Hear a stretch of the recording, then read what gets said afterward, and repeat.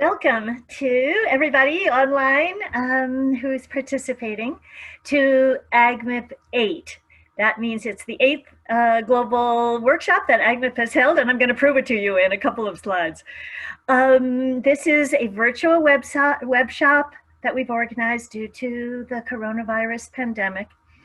But we're so glad to welcome you to be together addressing the significant challenges related to food systems, shocks, and how do we work together to advance actions.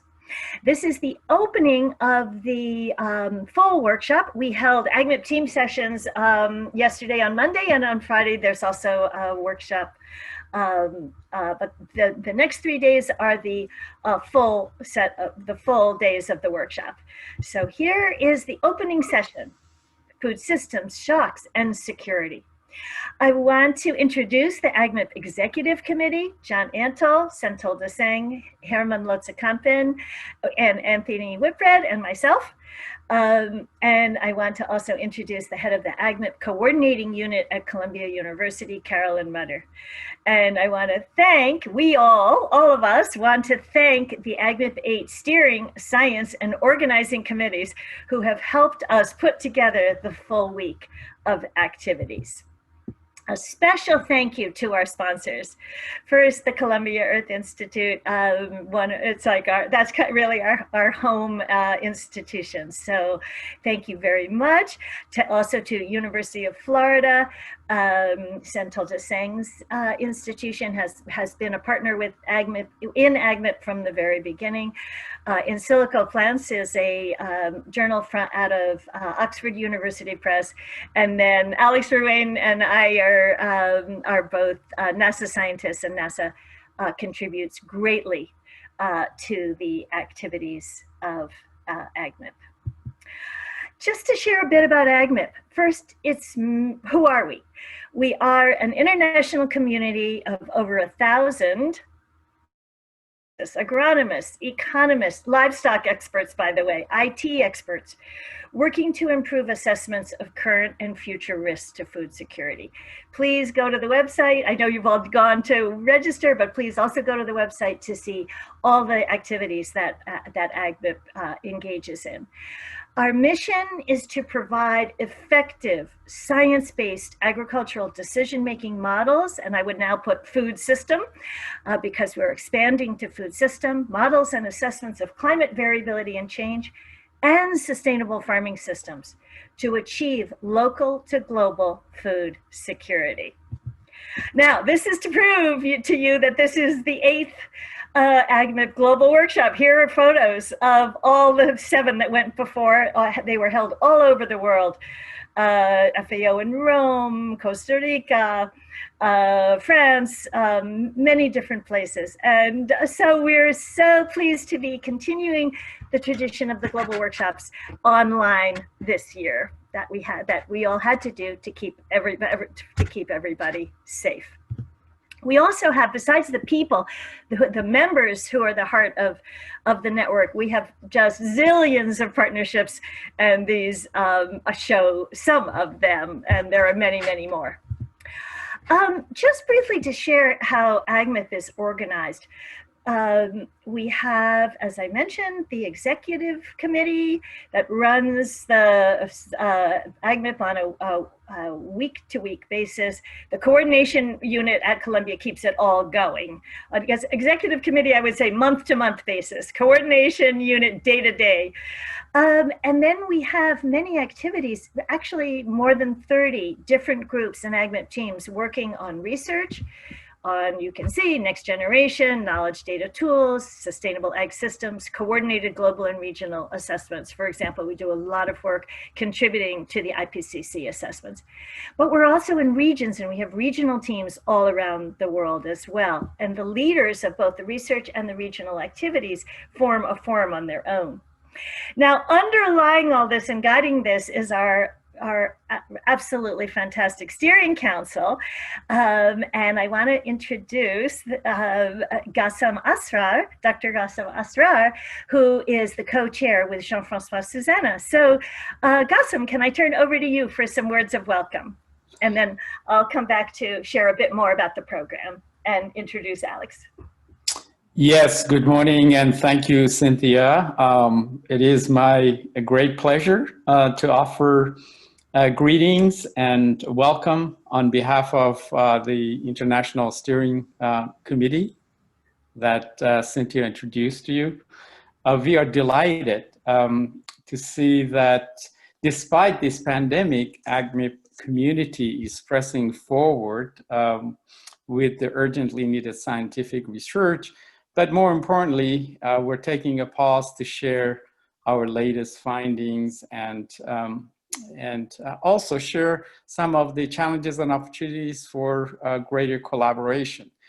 Really, collaboration, international partnership is modus operandi for AgMIP, and you know, all of these thousands of participants that Cynthia described to you, and gazillions of partnerships, that's the keyword that she used this morning, are based on voluntary contribution. That is the beauty of the AgMIP.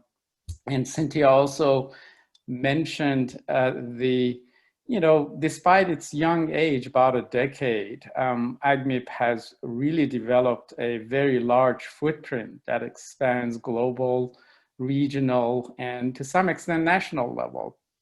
And as of late has linked up with the development community, because the research that the AgMIP network and collaborators and partners are doing is truly beneficial and relevant to the society at large.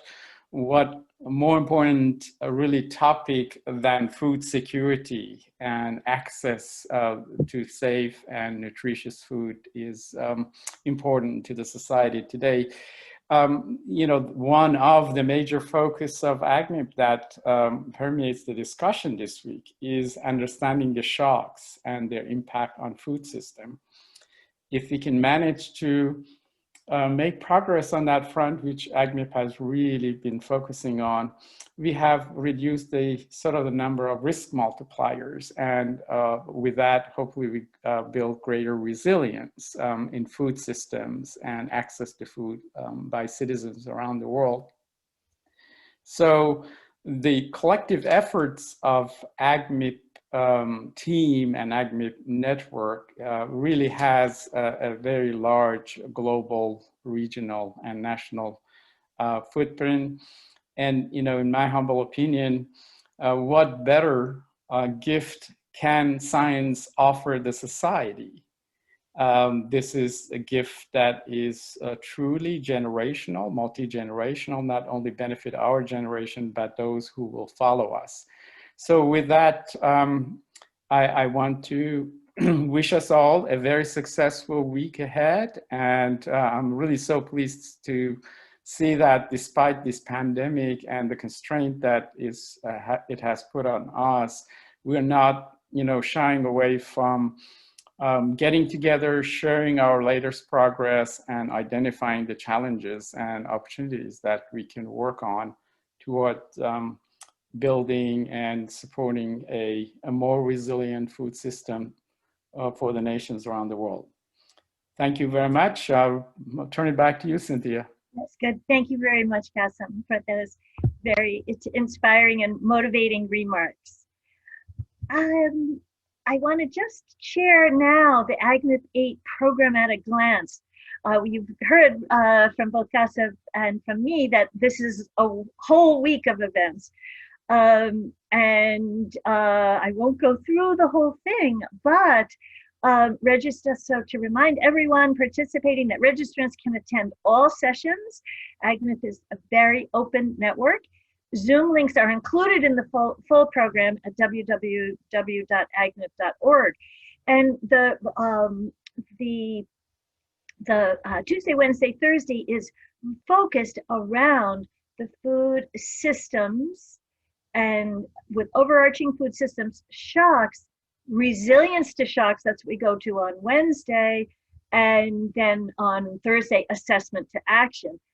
All with a focus on modeling. How can modelers and models advance, to be more useful for the crucial decisions that need to be made in food. Um, with that, turning to one more thing. I want to highlight one of the sessions, one more session, which is on Wednesday afternoon with primarily colleagues from Columbia University. We have a wonderful session called Reimagining the Food System, Nutrition, Diets, and Security. And this is highlighting the Columbia Climate School and food being perhaps one of its major themes. But let's turn now to Alex Halliday, who's the director of the Earth Institute, to hear from him about that. Alex has been the director of the Earth Institute since 2018. He came from the University of Oxford, where he was Dean of Science and Engineering. For many years, he was a very busy working scientist with 400 published papers using mass spectroscopy techniques. So quite different from models that we use, I think, for ag and food. But he studied meteorites, living organisms, helping to shed light on the birth and early development of our solar system. So long-term perspective. And now he's helping us to have a long-term perspective to the future. So Alex, thank you so much for joining us. And I turn over to you for your words of welcome. Great. Thank you very much. Well, it's wonderful to be here, Cynthia. The Earth Institute is thrilled to be the home of the AgMIP coordination unit, as well as to host the AgMIP virtual workshop. So welcome, everybody. Food security is seen as a massive problem, of course, and you're all the experts on this. But it is one that is being made worse by climate change, which is why it fits so well into what we're talking about in the context of the climate school that we're developing at Columbia. So I wanted to say just a few words about our perspective on this. And it's not that we just think all the food security issues are about climate, they're not, but we do see that this is an important lens through which to view the problems facing the planet going forward. And the key issue with climate that I think is perhaps most scary is that we already know that it's changing in a way that appears worse than expected and worse than was predicted. It's developing in new ways. So actually, as we see the climate change, we're actually realizing that we're seeing new phenomena. We're seeing the Arctic heat up in a way that hadn't been predicted. We're seeing ice sheets melting faster than expected. We're seeing new meteorological phenomena like Hurricane Harvey, and in terms of the amount of rainfall that's affecting certain areas. And so we're actually learning about the climate system and the way the Earth works as the climate changes itself. So this means that we've become aware that actually there's a lot we still don't know, and we're going to be learning as we go along. And it leads also to a certain sense of risk and uncertainty, as well as a sense of urgency that we really need to get these issues progressed to actually make a difference in the world.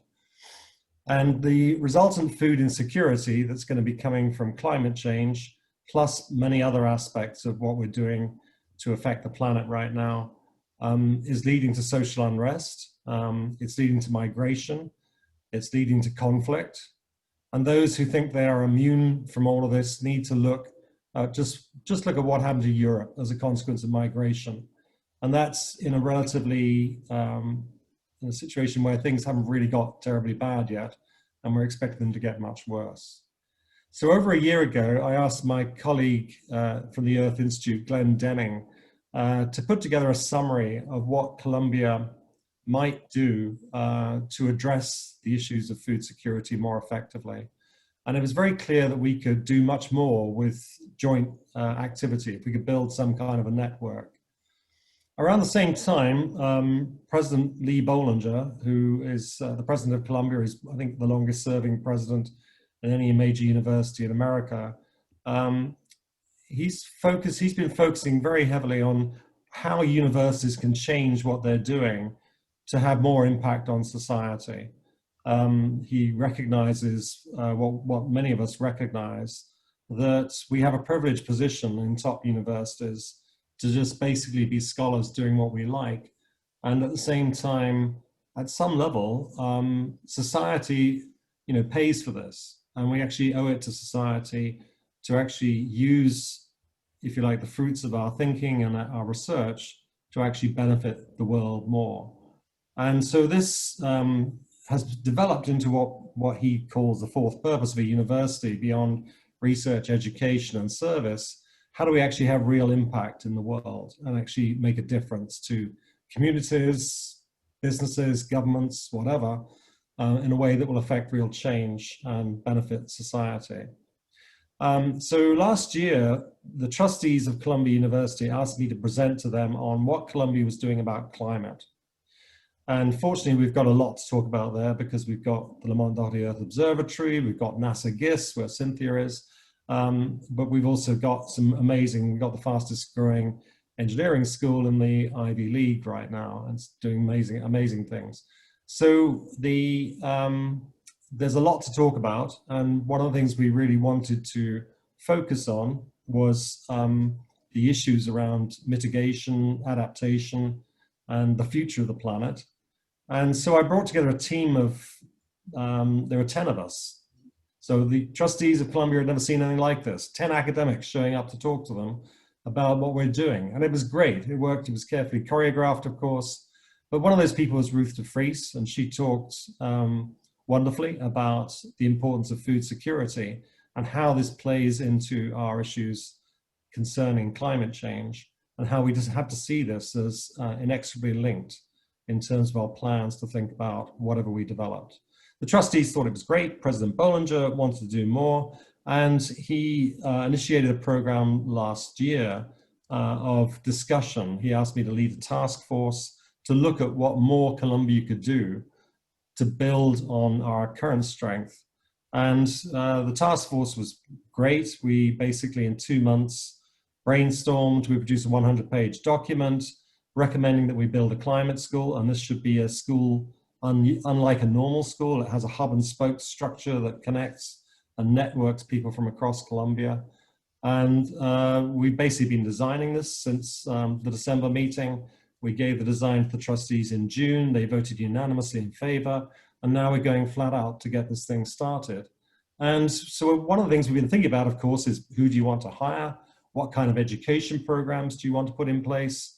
What are going to be your key strategic abilities? Just like, in a science school, you might have maths, physics, and chemistry. How good are those? In the case of a climate school, it might be things like modeling. It might be things like paleoclimate.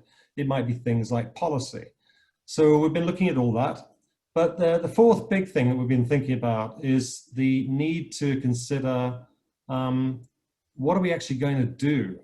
How are we going to really make a difference in the world with this school? And so we've asked groups of people to look at a number of big areas where we think we should focus our activity. And there are 4 of these that we've focused on. And one of them is food security. So we've actually decided to go ahead and build a program in this area, which we're very excited about, and we're looking to expand our activities. But the idea behind all of these programs is that they should be able to do something that will make a difference in a relatively short period of time, because time is running out to make a big difference in the world. So we need to actually do things that are going to have some impact in 5 to 10 years. So we're focusing on those issues, and we're very excited about it. This is part of what we'll be talking about on Wednesday, tomorrow. But the key thing is that in parallel with that, we've also just started networking what we're doing at Columbia. And the new network on food security is also sort of going live. And so these things are coming together wonderfully. It's very exciting. It's great to see this happening. And it's great to see that we can actually think about healthy and sustainable food systems in the context of a network across Columbia, just as we're building an exciting new program in the climate school around food for humanity. So this all fits beautifully with President Bollinger's 4th purpose of Columbia University, which is to engender action that will have real impact in the world. We're very keen to partner with other organizations. There are many places around the world that have know-how and capabilities that we simply don't have at Columbia. And we realize that these problems are way too big for us to tackle on our own. So we welcome engagement and enthusiastic engagement with people from around the world in taking all of this forward. And so look forward to keeping you informed as we build this climate school. It's a little bit like trying to take off quickly because we want to move fast. So we're sort of designing the engines of the plane while we're taking off on the runway. And it's a little bit like that right now. Very exciting. It's going to be bumpy, but very, very exciting. Look forward to engaging with you on this. So just to say in closing, welcome all of you as participants of AgMIP8. It's wonderful to be doing this with people from around the world in this virtual event. We are discovering how much more reach we can achieve these days as a result of being forced to go online, even though it'd be so much nicer to be able to meet people in person, face to face. And one day that will happen again. In the meantime, have a great week-long series of presentations, panels, and work sessions. I hope it goes really well. And thank you very much and best wishes. Thank you very much, Alex. Thanks, and thanks for sharing the news about the climate school and plans and progress. And congratulations on that. Good. All right, let's now roll up our sleeves and go to this session. We're going to have 2 keynotes, and then we're going to have a panel led by Alex Ruane with moderated discussion. So turning to our first keynote, who is Martin Bawaya. Martin is head of the Africa Union Development Agency, AgMIP8, Centers of Excellence, and he coordinates and manages the 5 Centers of Excellence undertaking specialized research, analysis, and knowledge to support implementation of Africa's Agenda 2060 development priorities. His background is engineers. We have a lot of engineers in AgMIP, so engineers are very, very key to all progress, I think, in all the things that Alex Halliday was just sharing with us, and has worked in several international organizations on development, agriculture, food systems and nutrition, and climate change. So with that, I'm going to stop sharing my screen. I'll come back on to introduce the second keynote speaker. Over to you, Martin. Thank you so much. Let me first share my screen.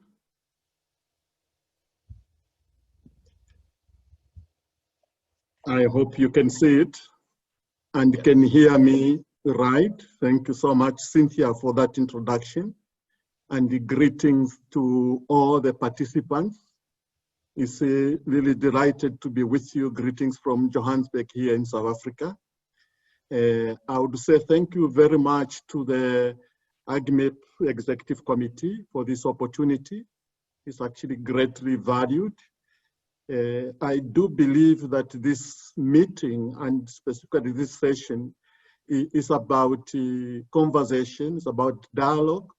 So I would say I'm greatly honored to share this platform with all of you, the organizers, the participants, as we chat, learn from each other, and together, hopefully, actually, when we finish on Friday, we will be a few steps ahead compared to where we are today in terms of knowing what more others are doing, learning from each other, and building towards that collective society where we want to make sure that issues of food security or food insecurity actually become history. So this is indeed a very important meeting for us in Africa for obvious reasons, and I'll cover some of those in my interventions. I want to start by saying that we are definitely in unprecedented times for very obvious, very clear reasons.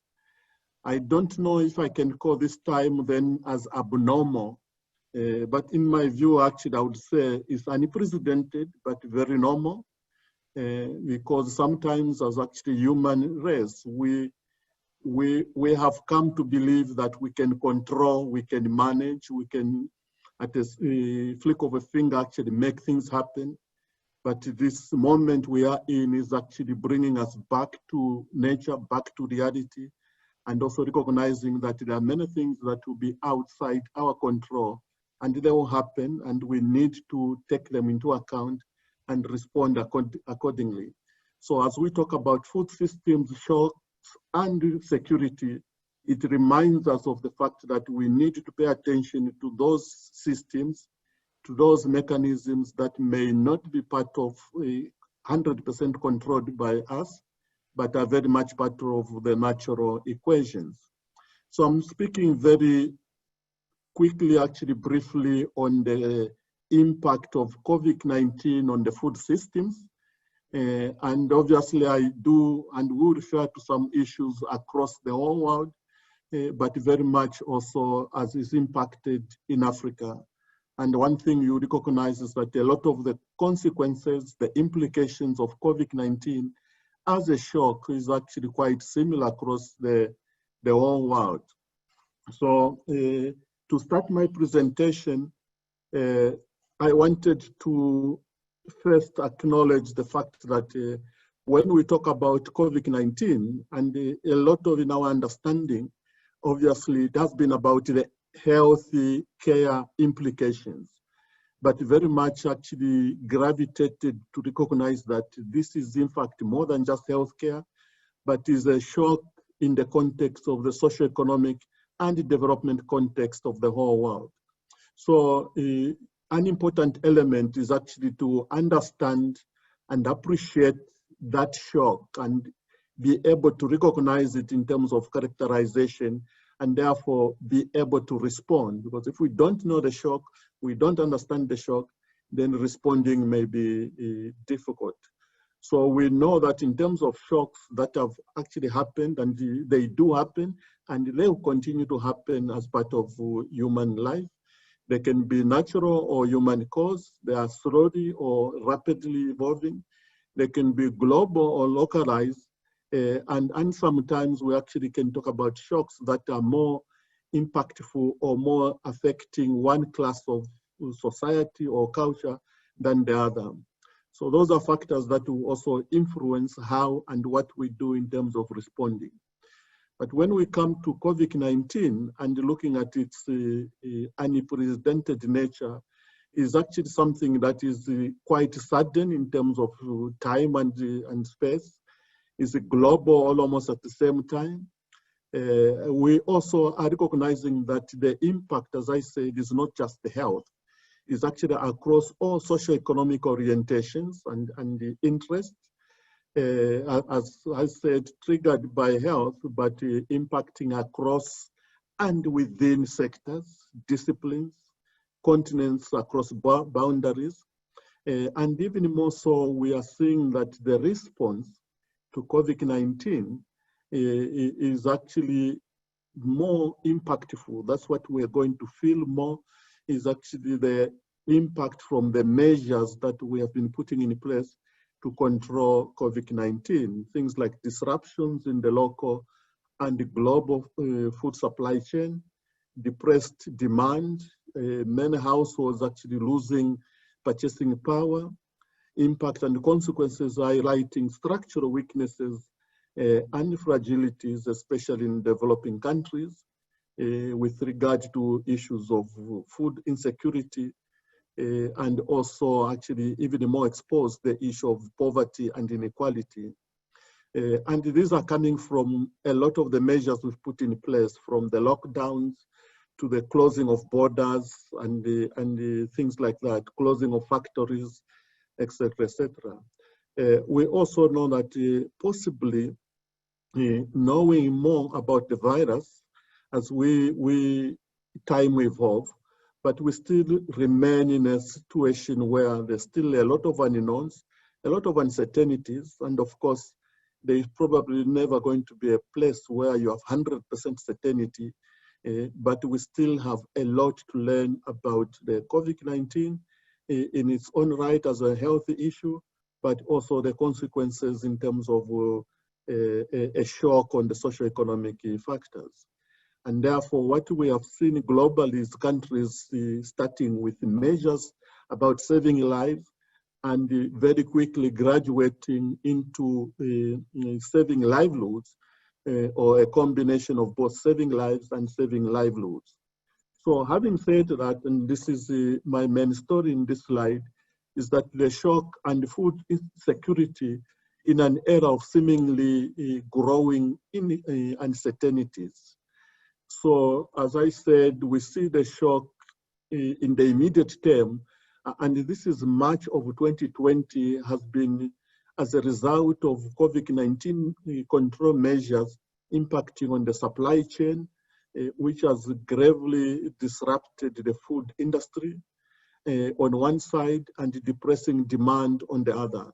And these two things are actually a perfect storm in terms of leading to massive food insecurity for many of our populations in the especially rural areas, in the informal sector, and even in urban, peri-urban areas. I give some examples there that if you look at restaurants, and this is where some of the collective action is happening in terms of what is happening to the food systems. So when you look at restaurants decline by 75%, it has actually in Latin America, North America and Middle East by 90%. It has impact not just on the food systems, it's actually impacting on the production systems in the agriculture. It's also impacting ultimately on the economy as a whole. And these are the implications I'm talking about across different sectors and the systems. We believe that in the long term, the impact is going to continue, especially when we begin to feel the impact on the production side, especially, and also even now when we feel the impact on the adverse impact on GDP decline, depressed fiscal space for many, or if not all governments, and therefore limited ability by governments in terms of managing safety nets. So what we see is that there's more impact, in fact, in the short to medium term, impact of COVID-19 and the consequences or measures to manage it has been more on that access aspects of food security. When you're talking about availability, you're talking about utilization. But as at now, the major issue that has to be addressed, of course, is in terms of access. And this is why the vulnerability of communities becomes important. This is why the exposed weaknesses in terms of poverty and inequality becomes important. And now I'll come back to underline that. As you see in this chart, this is part of the work we're actually doing right now. It's a modeling piece of work together with the Denver University in Colorado, using their international futures model, actually recognizing that this is Africa and actually what is happening to the pre and post COVID-19 GDP growth rate. And this has got a lot of implications in terms of ability of both the governments, the state, and the communities, all the way to the households in terms of managing and providing for food needs. What does this mean for AgMIP? And I speak this in terms of the discussions we're going to be having in the rest of the week, and especially in the context of how do we make sure that as the AgMIP, we are not just responding for them, we are also learning and adapting both our approaches, our tools, and our value ultimately to support a society that is food secure. In fact, exactly like Cynthia was saying in the beginning in terms of the vision and mission of the association. So we're looking at how do we have clear, localized understanding of the problem, and how do we do that? The shock and how it's impacting on food system is the cardinal starting point. And here I'm trying to also emphasize that investing in understanding the problem is just as important as finding the solution. we're actually quite familiar sometimes in focusing on the solution and then go and look for a problem that fits to that. But here I want to emphasize putting as much effort in understanding the problem as it were. So we're talking about that this is systems and the fragilities that are rooted in a structural socioeconomic context. And I'll come back to that point, impacting across all levels and systems, and also is dynamic and involving massive number of variables that are interacting in time and space, and therefore complex, especially for our policymakers and government officials that have to make some of those very complex decisions and policies. Hence, ensuring fit-for-purpose tools and approaches, as I mentioned, recognizing that food security is not a sector issue, neither is it a purely technical issue. The word there is technical. Structural societal weaknesses, fragilities, including poverty, remain critical as much as productivity and resilience in food systems. They're actually part of the same equation. And also recognizing that response to food security in this environment we are cannot be and should not be patchwork, and I'm talking about nibbling on the edges, but we need also to pay attention to more structural, systemic, transformative work that provides, and actually looking at this scenario of COVID-19 as an opportunity to recalibrate our food systems, focusing on resilience across all the systems and the sectors that have to play a role in achieving that. So the then important point I wanted to make, and in wrapping up that storyline, is that AgMIP methodologies should then therefore embrace two interacting nexuses, namely the policy, practice, and science nexus, and also the food systems, climate change, and the COVID nexus. And there, and in the COVID, you can actually replace that with various shocks that may come, and some of them already happening. If you look at climate change on another level, is actually another shock that is happening probably slowly, and how do we respond to that? So when you look at that, looking at policy, looking at science, looking at practice, and here talking about the front line of implementation and the capacity, the ability to actually deliver actual implementation there.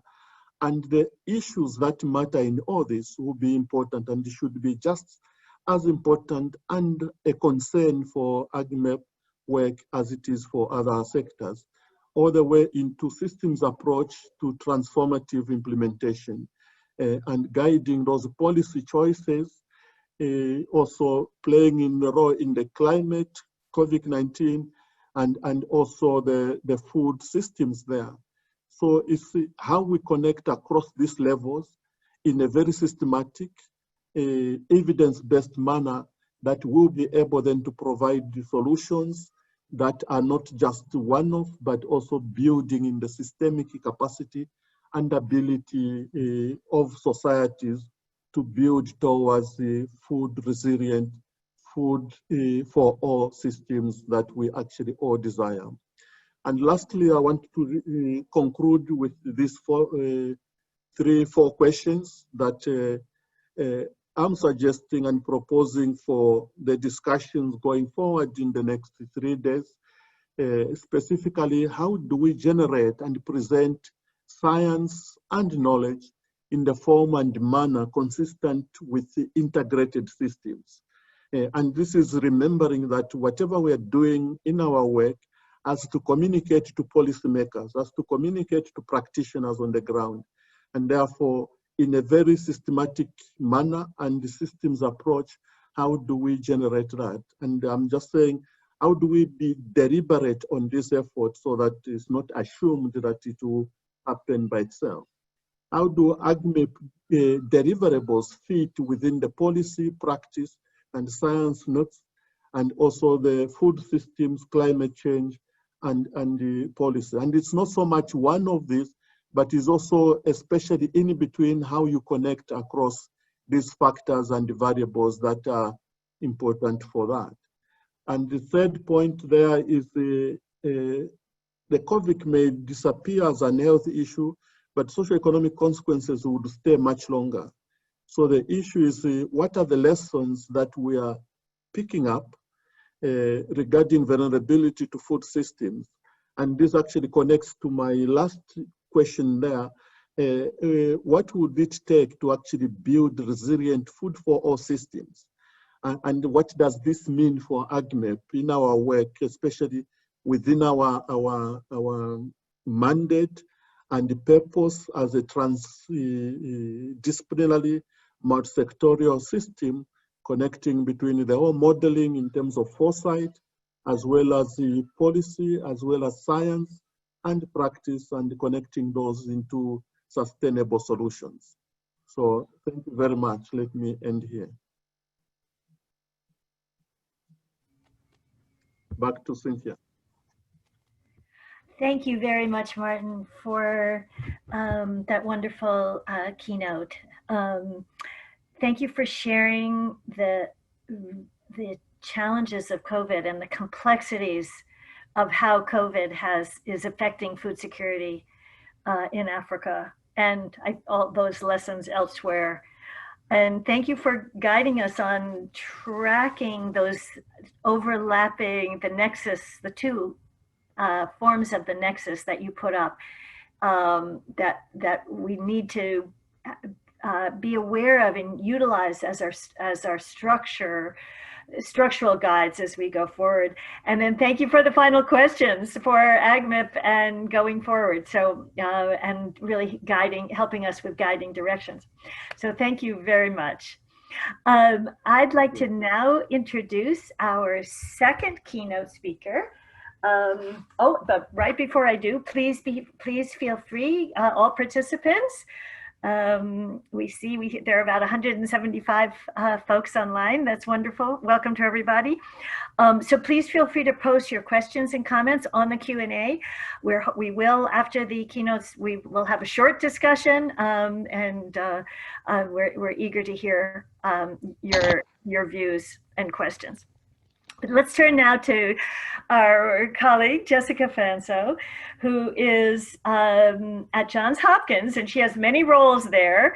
Distinguished Bloomberg from New York, former mayor Bloomberg, distinguished professor of global food policy and ethics, the Berman Institute of Bioethics, Bloomberg School of Public Health, Nietzsche School of Advanced International Studies at Johns Hopkins as well. And she's the director at Hopkins of the Global Food Policy and Ethics Program. She also has a broad international reach, really, she's been the co-chair of the Global Nutrition Report, UN high-level panel on experts on food systems and nutrition. And Jess, we're so pleased that you are here to give a keynote for the opening of AgMIP8. Over to you. Great. Thank you, Cynthia. And thanks everyone for the invitation to speak. And it's great to see so many colleagues on the line. I'm going to share my screen. Okay, it's looking good so far. Okay, hopefully you can all see that. Yep. Great. Okay. So I'm going to talk about using a food systems lens to bring agriculture, nutrition, and climate change communities together. So I'll first talk about why. Why should we bring these issues together? I don't think I really need to convince this crowd, but we'll go through the exercise of doing that. What's the cost of not coming together? And where are the data and research gaps? So why should we come together? As the Beatles had said. First, I'll have about 8 points on this. The first reason is because food systems are contributing to global greenhouse gas emissions. I think all of you know this, that the food sector contributes, you see different estimates, somewhere between 11 and 25% to total greenhouse gas emissions. And it comes from a variety of sources, just the entire supply chain, the emissions coming from transportation, packaging, and processing, the way we raise certain foods, particularly animal source foods and staple crop production, animal feed, and land use changes. And so that's one significant reason that food is contributing to the climate change issue that we have at hand. The second reason is that because the multiple burdens of malnutrition are massive and universal. We have 690 million people who go to bed hungry, and that number has been rising over the last 4 years. We still have a significant burden of undernutrition, particularly among children, with 144 million children chronically undernourished or stunted.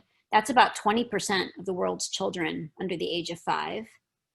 And we have 2.1 billion people who are overweight and obese. Not one country is immune. Every country has some form of malnutrition, but most countries are dealing with double or triple burdens of malnutrition. And most of those countries are in low and middle income areas. So what we saw in the 1990s, showing you the left, countries with double burdens of undernutrition and overweight and obesity, that shifted from high income to low and middle income countries. So you still hear this argument that low income countries aren't really dealing with obesity. That's just plain not true. The burden is emerging in these countries, and it's emerging much faster than what took the United States, which is about 50 years. So the burden is coming on, and it's coming on fast. And there's multiple reasons for that that is a bit outside this talk. The fourth reason we need to come together is because diets are now the leading risk factor of disease, disability, and death in the world, more than air pollution, more than tobacco smoking, more than alcohol use. It's our diets. And those diets on the right are those diets that are not made up of enough of the good things. Diets low in whole grains, diets low in fruits, in nuts and seeds, vegetables, healthy fats like omega-3 fatty acids. And these are contributing to around 11 million deaths per year, mainly from non-communicable diseases like heart disease, stroke, diabetes. So diets born out of food systems is a big factor for why we should come together. The fifth, and I don't need to articulate this more, Martin did a wonderful job doing that, is the pandemics. Zoonotic pandemics are upon us. SARS-CoV-2 was, of course, infected people through a zoonotic spillover event, most likely from a bat, but maybe another animal was involved. And case traced back in Wuhan to a seafood food market. So what's interesting is that a lot of our worlds come together when we think about pandemics, because COVID-19 is zoonotic.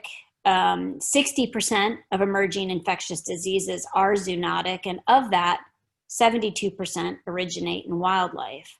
Well, why am I bringing this up? Well, because food and agriculture play a big part in the rise of zoonotic disease. Because we are changing our landscapes because of urbanization, but agriculture as well, we're putting wildlife in close proximity to humans, either by shrinking those natural habitats or destroying them or moving them as part of the food for trades. So this is a significant issue of why we need to come together. Another reason is that because reorienting food systems is an opportunity for us. We have the potential to reverse biodiversity loss. We have the potential to feed humanity on current croplands. We have the opportunity to move towards negative emissions. We can see this as challenges, but it's also an incredible opportunity for us to reshape the food system. And the other reason is there's a lot of calls for food system transformation. I think many of you have seen many of these different reports calling for grand scale food system transformation to improve diets, nutrition, and health. Here's just some of these reports. but even more now, reports on planetary health and the relationship between environment, food systems, and climate.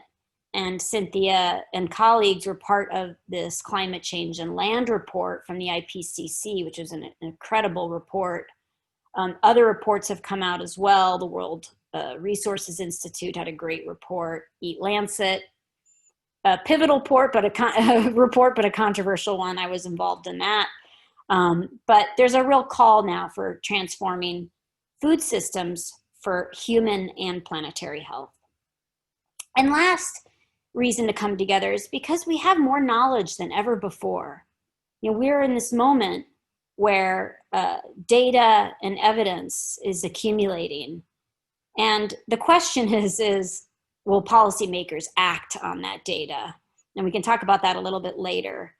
But to me, I think arguing that there's a lack of evidence and thus there's no reason to act is flawed. And we need to, as researchers and scientists, get involved in the political landscape, whether we want to or not. And I remember reading this report in New York Times in 2018 about how climate scientists went to the US government with data on climate change, and they essentially ignored it. And here we are 40 years later with a worse situation on hand. So what's the cost of not working together?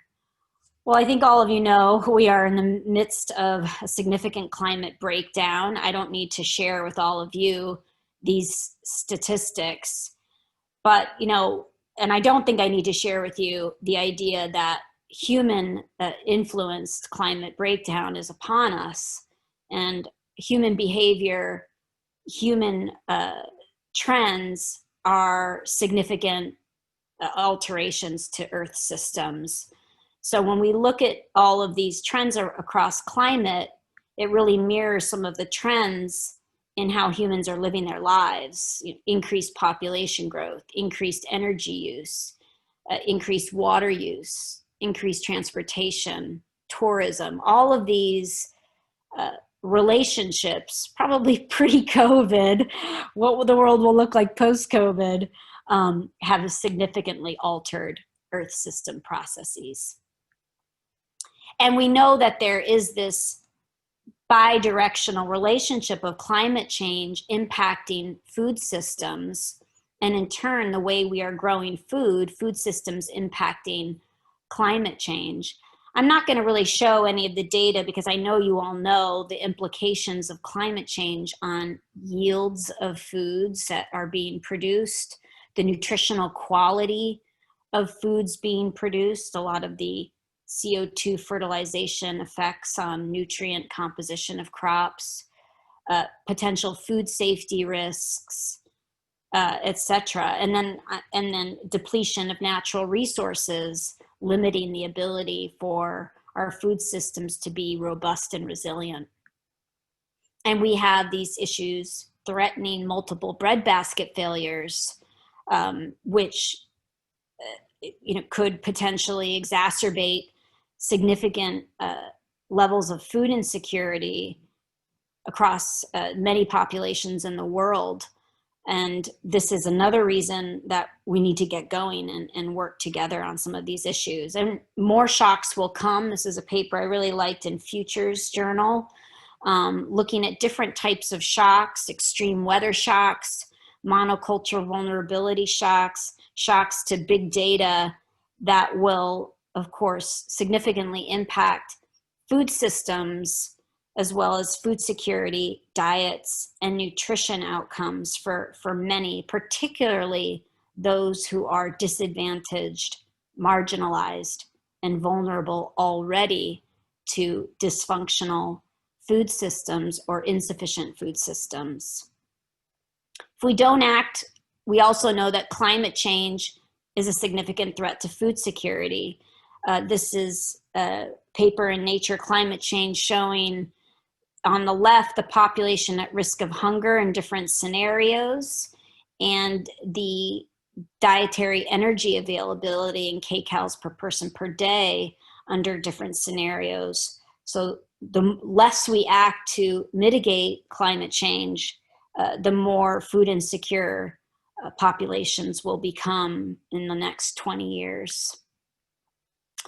And the way we produce food is putting significant stress on the environment. This is coming from Marco Springman and colleagues, a paper that we all worked on for Nature that then fed into the Eat Lancet paper, looking at food groups in 2010 as business as usual and 2050 as business as usual, looking at 5 environmental indicators: greenhouse gases, cropland use, water use, nitrogen and phosphorus applications.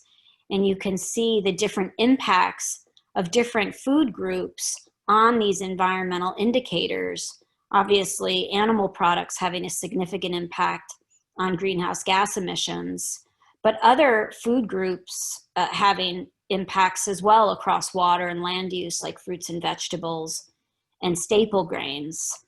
So we need to look at the entire food production basket and look at all of the metrics we have on hand to really get a full picture of the environmental constraints and the way we produce food currently and into the future.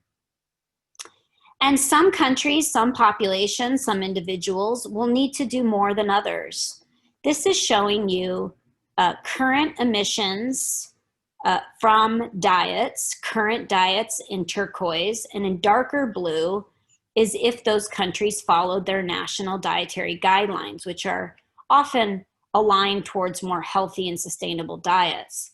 You can see in places like Bangladesh, they already pretty much eat what is aligned to their national dietary guideline, whereas places like Argentina, Australia, Brazil, and you can bet the United States have a long way to go in their meeting national dietary guidelines from a greenhouse gas emissions perspective. So there's real inequities in who needs to take more action. It's certainly not the low-income countries. It's those who have very energy-intensive diets, like the United States, like Europe, like Brazil.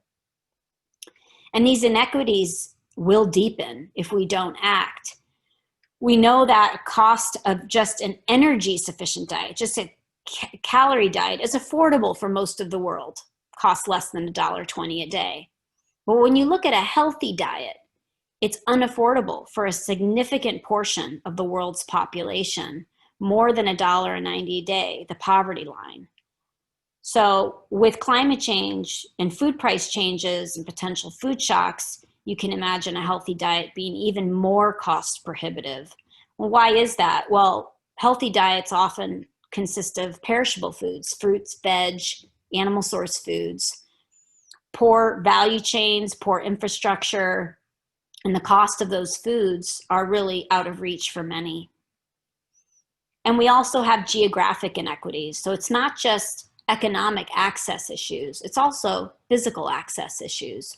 Many populations are out of reach. They're isolated, they get cut off, as the picture on the right shows you after Nepal's earthquake. I work with pastoralists in the middle here in northeastern Kenya, who are very far and really on their knees when it comes time to climate change. And on the left is Baltimore, a city dealing with historical, racial, systemic issues in which the city was planned in a way which they call redlining. And they redlined the city in that there was low versus high risk to investments. And those red line neighborhoods were those where African Americans lived. So it was a racially motivated policy that still is in place these days. So these neighborhoods where there's potentially poor African Americans living, they don't have access to any healthy food outlets. So geography, race, color of your skin, caste, tribe, all play into these inequities in the ability to eat a healthy diet. So where are the research gaps? And of course, I'm going to couch this by saying this is the perspective of a person who works on nutrition and diets. So this is some ideas that I and many others have of where we can bring these communities together. So I want to just bring us back to food systems, and that Food systems are complex, and there's many components to them and many drivers that shape them. This is showing you on the left are food supply chains. Food is produced, it's stored, it's processed, it's packaged, it hits markets. It then enters this place called the food environment. This is where you as the consumer make a choice about what you are going to buy or eat. You bring with yourself to the market all your individual factors, how much you're willing to pay, your knowledge, your aspirations, your situational context. But those food environments are also shaping your choices. Is the food affordable? What kind of food is on offer? What kind of products are available? What's the quality? Is it organic? Is it not? Is it safe? What's the vendor like? What's the advertising? Some of these triggers are quite perverse, and they can help consumers make better or worse decisions. And of course, this leads to a range of different outcomes on the right: diets, nutrition, health, environment, economic, social outcomes. Along the top are all of these drivers, some exogenous to the food system: urbanization, politics, trade, globalization, population growth, migration. And these are shaping and shifting food systems in positive and negative ways. Well, there's a lot of work to be done in this space of understanding how different aspects of the food system react to different policy changes, different individual changes, and to some of these drivers and how they're managed. So one thing is, I think the terms used to describe food system transformation are incredibly confusing. This was in a CCAF's paper showing you the many ways to describe transformation. I think many of you work and have used these terms in your papers and in your research, but this leaves policymakers incredibly confused. If any of you have been involved in the voluntary guidelines on food systems being negotiated right now in the UN, there's a lot of debate about some of these terms, and some of them are very politically charged. So getting our terms right is quite essential if we want to influence policy. We also need to sort ourselves out when it comes time to messages. Still very confusing if you don't work in the food system space. Do we have enough food to feed the world? People don't understand if we do or don't, outside of those of us who work on food systems and agriculture. And even within our own disciplines, there's tribes. You often hear about food systems failing us. And this is work done by Chris Bene, which I really love. And people tackle the failure of the food system in different ways. From a food security perspective, closing the yield gaps. From a nutrition perspective, closing the nutrient gaps. From a social justice perspective, decentralization, grassroots autonomy. Or from an environment perspective, reducing the food footprint on the system for environments. And many of these camps don't work together. They work in isolation, and they get confused by each other's messages. So we need to align these different areas and come to consensus on fixing food systems for all of these outcomes, not just one. When we also, a lot of us in the nutrition world talk about nutrition sensitive agriculture. I think there's some push to try to move away from that. And we still have a lot to learn in this space. This is a paper by Marie Ruel and colleagues at IFPRI, doing a temperature check on where we are on nutrition sensitive agriculture.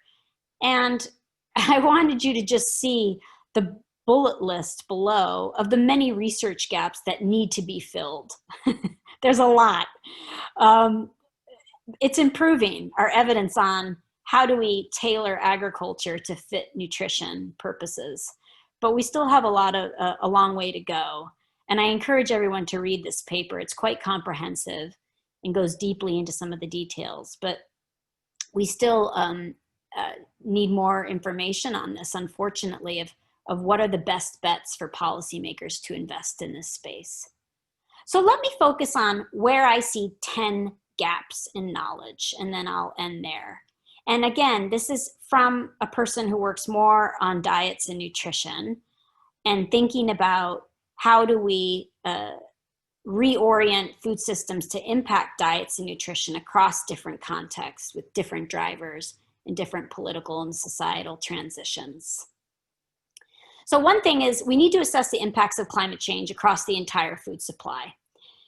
The Eat Lancet looked at two ends, production and consumption, but left out the middle. So I think we need much more focus on detailed focus on the impacts across the entire food supply. And I know some of you are already doing that work. We need to move beyond staple crops. We need to understand the impacts of climate change on the nutritional varieties of crops. When we look at what we're producing here on the right, cereals and starches, oils, sugar, that is not what we should be eating, which shows you on the left. We need more research on the kinds of crops, particularly those that are nutrient dense, like fruits, vegetables, and legumes. How will those do in a 2-degree world or 1.5 degree world? We also need to assess the environmental impacts of foods people are more commonly eating, and increasingly so, whether we like it or not. That's the ultra-processed foods and drinks. These are foods that are processed and packaged that contain a lot of sugar, salt, and unhealthy fats.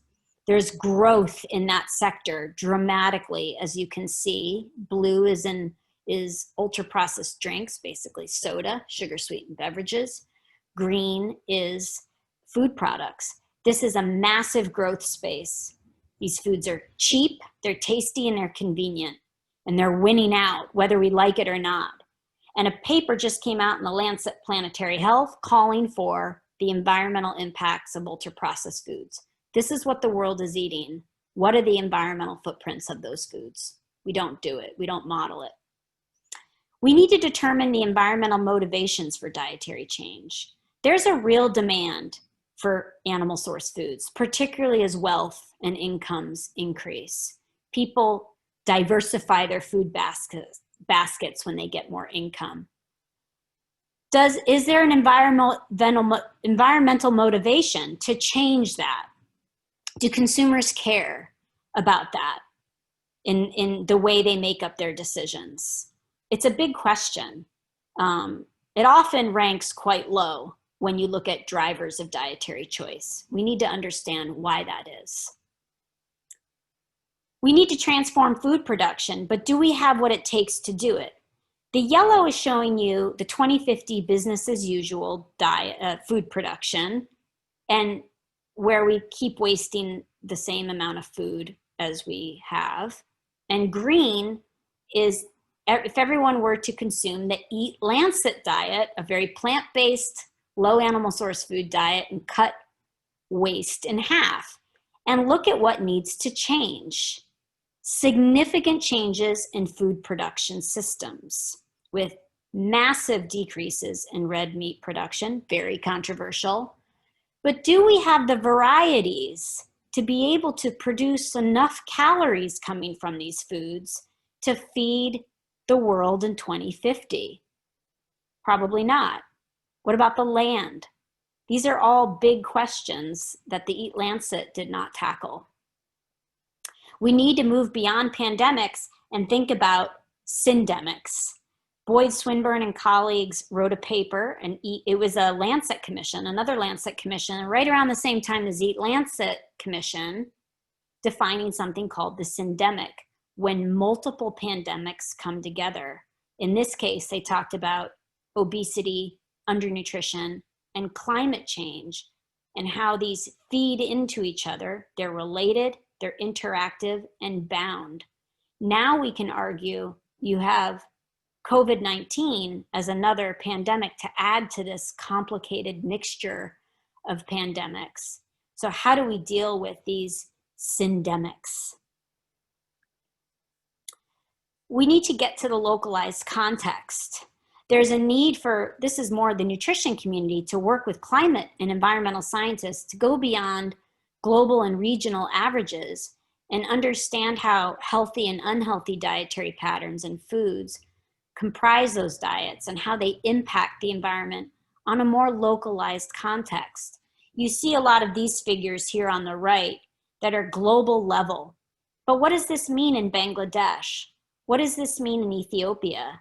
What does this mean in Honduras? We need more country level or subnational level context about diets and those diet impacts on the environment. We need to get beyond this global aggregate. The 8th point is we need to consider the policies, politics, and political economies. I recently wrote a chapter in this new book that came out by Hopkins. It's available for free. I recommend you download it from the Muse, Project Muse, called COVID-19 and World Order. I talk about food security. And one of the things that's really important is that anything we do together, any technical recommendation to fix food systems, will not stand on two legs with the current fractured and sclerotic global political enabling environment. We need a political environment that embraces global cooperation and inclusion and minimizes political polarization and geopolitical competition. These are crazy times when data and evidence is being undermined and often just completely disregarded. We as the research community need to get political and involve ourselves in political processes and help decision makers make evidence-based decisions. We need to consider trade-offs. This was some work we did with Chris Bennett and colleagues, looking at trade-offs of ensuring food systems are sustainable. And it's interesting when you look at different measures and you press certain buttons, what makes food systems more sustainable or less sustainable. So the question is, how do we deal with those trade-offs while doing the least amount of damage? And what trade-offs are we willing to live with? What's going to get sacrificed? And who's going to make those decisions? And who could potentially suffer? That's what we need to be considering and doing the least amount of harm to the populations as well as the planet. And last, you can't measure what you can't be, you can't govern what can't be measured, right? Or you can't measure what can't be governed. We developed something called the Food Systems Dashboard, where we've tried to pull together many food system indicators as a tool to help decision-making, more evidence-based decision-making. It's open access, it's free. We're looking for partners to provide more data. And this year, this January, we're gonna be doing a big push and adding a lot of environment and climate data to the dashboard. So I encourage all of you, look at it, use it, give us feedback, and we would love to have partners give us data to make this a strong dashboard that everyone can use and find utility in it. And I'll end there. Thank you.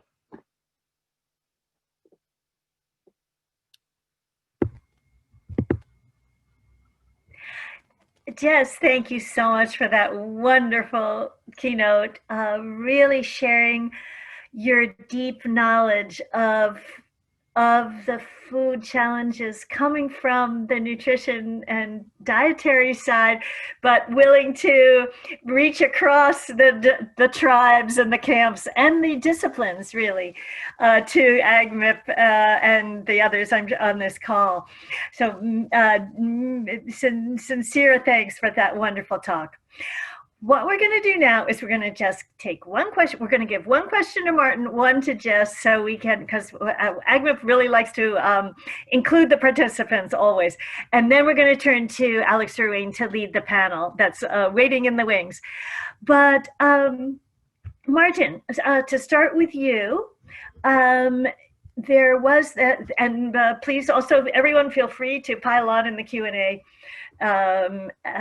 It's a little bit easier in the Q&A, I think, but in the chat there was one that you started to answer. One of the participants was saying most of the people in the developing world don't have food to feed themselves. So how can policymakers in that region focus on quality and not quantity? So could you give some brief remarks, brief response to that question, and then I'll ask just one more, and then we'll go to the panel.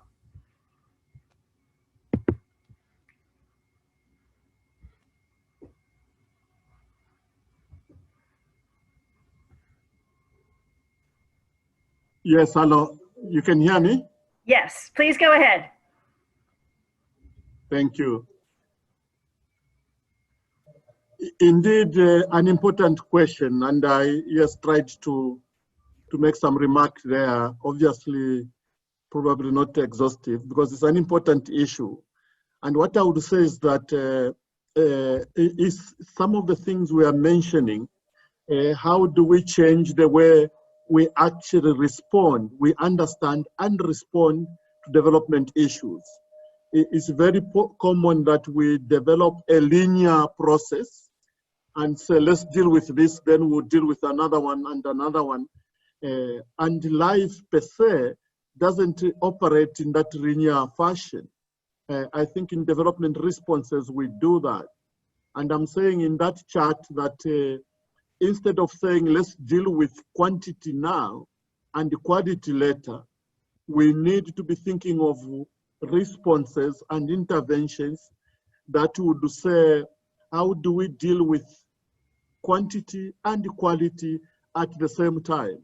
I'm actually saying in that note that when you look at that, there is no such a thing as half success.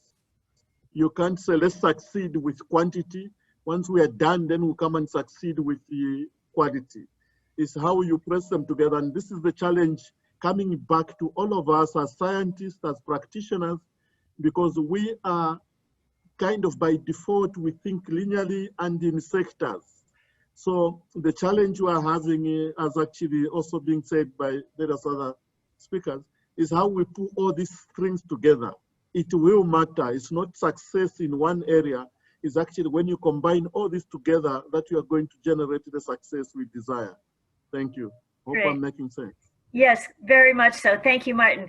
And Jess, Kate Schneider has just put a question in the chat.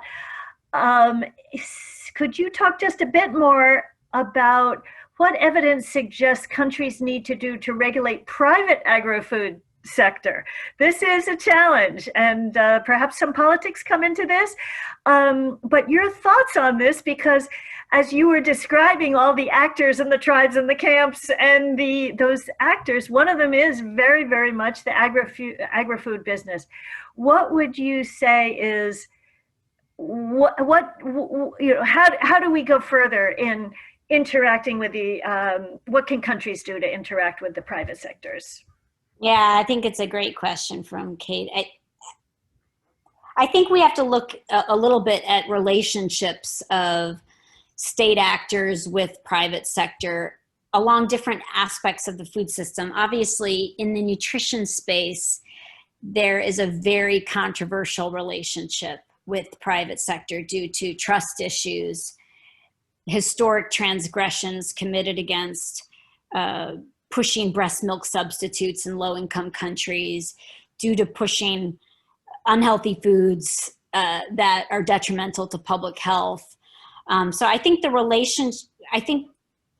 when you look at the different relationships, maybe more focused on agriculture, there's slightly less controversial. I'm sure there's always controversy, but to me, with private sector, it's difficult. But where we wrote a paper, a colleague of mine, Jeremy Schiffman, and I and colleagues, and he works more on global health governance. For us, we felt that government always needs to be very much in the driver's seat. They need to exert their power and shepherd food systems in the directions that are important for those countries' goals, whether it's environment and public health. And because of that, they need to create strong accountability systems, but they also need to incentivize private sector to have environment and health goals in the work that they do. And governments need to reinforce the engagement of civil society to hold them account. So from our perspective, government really needs to step in, manage conflicts of interest, regulate in some cases, and incentivize the private sector to do more of the right things than the wrong things, Right now, it's sort of a hands-off approach. Let private sector sort of do what they want. They hold the power in the food system, clearly. There's massive consolidation and concentration of industry across the entire food supply chain. So governments need to step up and also give civil society a voice to hold everyone account. But it's a longer answer, Kate. So anyway.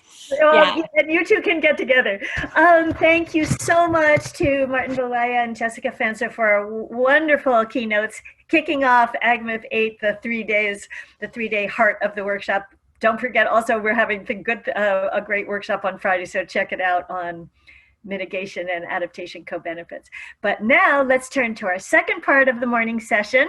I'm introducing Alex Ruane, who is a NASA scientist here at Goddard Institute for Space Studies, co-leader of the Climate Impacts Group, and the science coordinator of AgMIP, who is going to introduce and moderate the next panel of the morning. All right, thank you, Cynthia. Hopefully you can all hear me. I am really happy to be moderating the session today on next generation modeling for food systems, shocks, and security.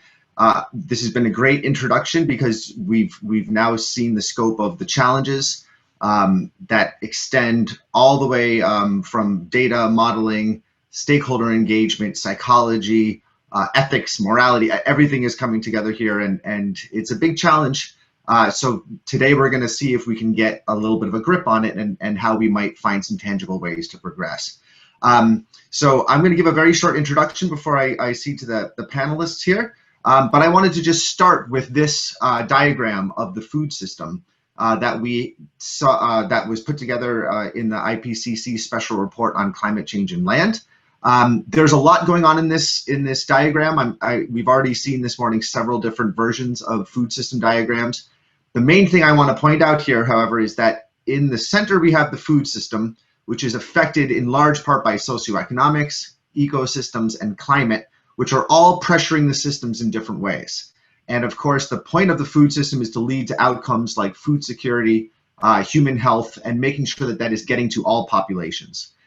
So the complexity of this can be seen as daunting, but can also be seen as many opportunities for intervention. There are many leverage points within the system that we may be able to use to be more efficient and lead to better outcomes. However, you can see all of these interacting loops suggest that there are feedbacks and systemic effects that we have to understand to avoid unintended consequences. Within AgMIP, we look across many different time horizons when we think about shocks. We can look backwards into the historical time period to understand shocks that happened previously. We can look in real time to monitor shocks that are occurring. We can look forward with early warning systems in a forecast mode, moving past present time. And here, of course, we have to understand what types of responses we expect our models to capture, what type of shocks. So the big ones that everybody is aware of are things like heat and cold or drought and flood. But other very important ones are increasingly clear in the science, including storms, pests and diseases, air pollution. And then when we go into longer term projections and storylines and narratives of what the future might come, we get into forewarning questions that are strongly pressured by things like climate change, shifts in the market, policy, socioeconomic influences, and of course the overall sustainability of the environment. So we want to have understanding, we want to be able to respond to shocks as they're occurring, and we want to be able to intervene proactively to build resilience. One of the reasons we do this is because these systemic behaviors can really get out of hand quickly when we have cascading effects. So this was a nice infographic pulled together by the GAR 2019 report from the UN Office for Disaster Risk Reduction that basically shows how as we move from the current context and have increasing stressors, things like droughts or heat waves and climate change, we can reach tipping points that can lead to a whole cascade of effects, sometimes referred to if they occur in multiple places at the same time, we can get this multiple breadbasket failure, which can lead to increasing problems, starting with food insecurity, but quickly going into many other elements of our human systems. We did have a workshop co-hosted with AgMIP and the Aspen Global Change Institute last year. And one of the things we were trying to do there is understand how the current modeling components could be utilized for food system analysis. And one of the main conclusions is that if we look at the current modeling development, they tend to fall under silos. Like, how do we understand geophysical or biological hazards? So here we might have climate models or weather forecast systems. Of course, we have models of agricultural production from crops and livestock. We then have to understand how post-farm gate movement of materials through the value chains, eventually getting up to global markets, coming back down to regional levels into regional food markets, eventually being purchased at the household and consumed, leading to health. And this leads to a apparent line of movement, which is really increasingly recognized as simplistic way of understanding how the food system works. So what we need to understand are these interrelational aspects that will allow us to connect these models and look for these additional features. We also have to understand the external influence from geopolitics and overall governance. And we have to recognize that there are substantial needs in these models that are currently not existing. Things like better understanding of stocks in national and global stockpiles, new response functions for hazards or for population differences, and new connections. This warm data, the interrelational data between system elements is something that we need. And of course, if we could build this type of food system model, we can plug through many scenarios and storylines of both gradual and extreme change, like the multi-breadbasket failure or COVID-19. You saw Jess had a figure earlier looking at the Nepal earthquake. It's really important to recognize that food shocks don't always begin in this geophysical hazard point, or they don't always end there. That geophysical hazard did not affect agricultural production as much as the value supply chain and transportation that came through, whereas something like COVID-19 began in health and then went around the value and food systems. One way to do this, however, is when we're building a specific application, like potentially investing in a new early warning system for drought. To model that, we don't necessarily need every single component to be explicitly modeled. So one question that we have for us is, for different applications, what elements are we going to directly model, represented here in the colored lines and boxes, versus what are the ones that could be represented by scenarios in terms of a more efficient progress and something that might not change on the time scale or basis of this specific application. So with that said, this is the last slide I have before getting to the panel. Just to lay some terms down, the title of our discussion here is Next Gen Modeling for Food Systems, Shocks, and Security. So I wanted to take an initial stab at what those terms mean, and I think every one of them is a little controversial in its own right. But maybe just to start some common beginning points here. When we're talking about next generation, we're looking for step changes in the capabilities, design, user friendliness, scope, connections, and accessibility of the modeling systems that we're building.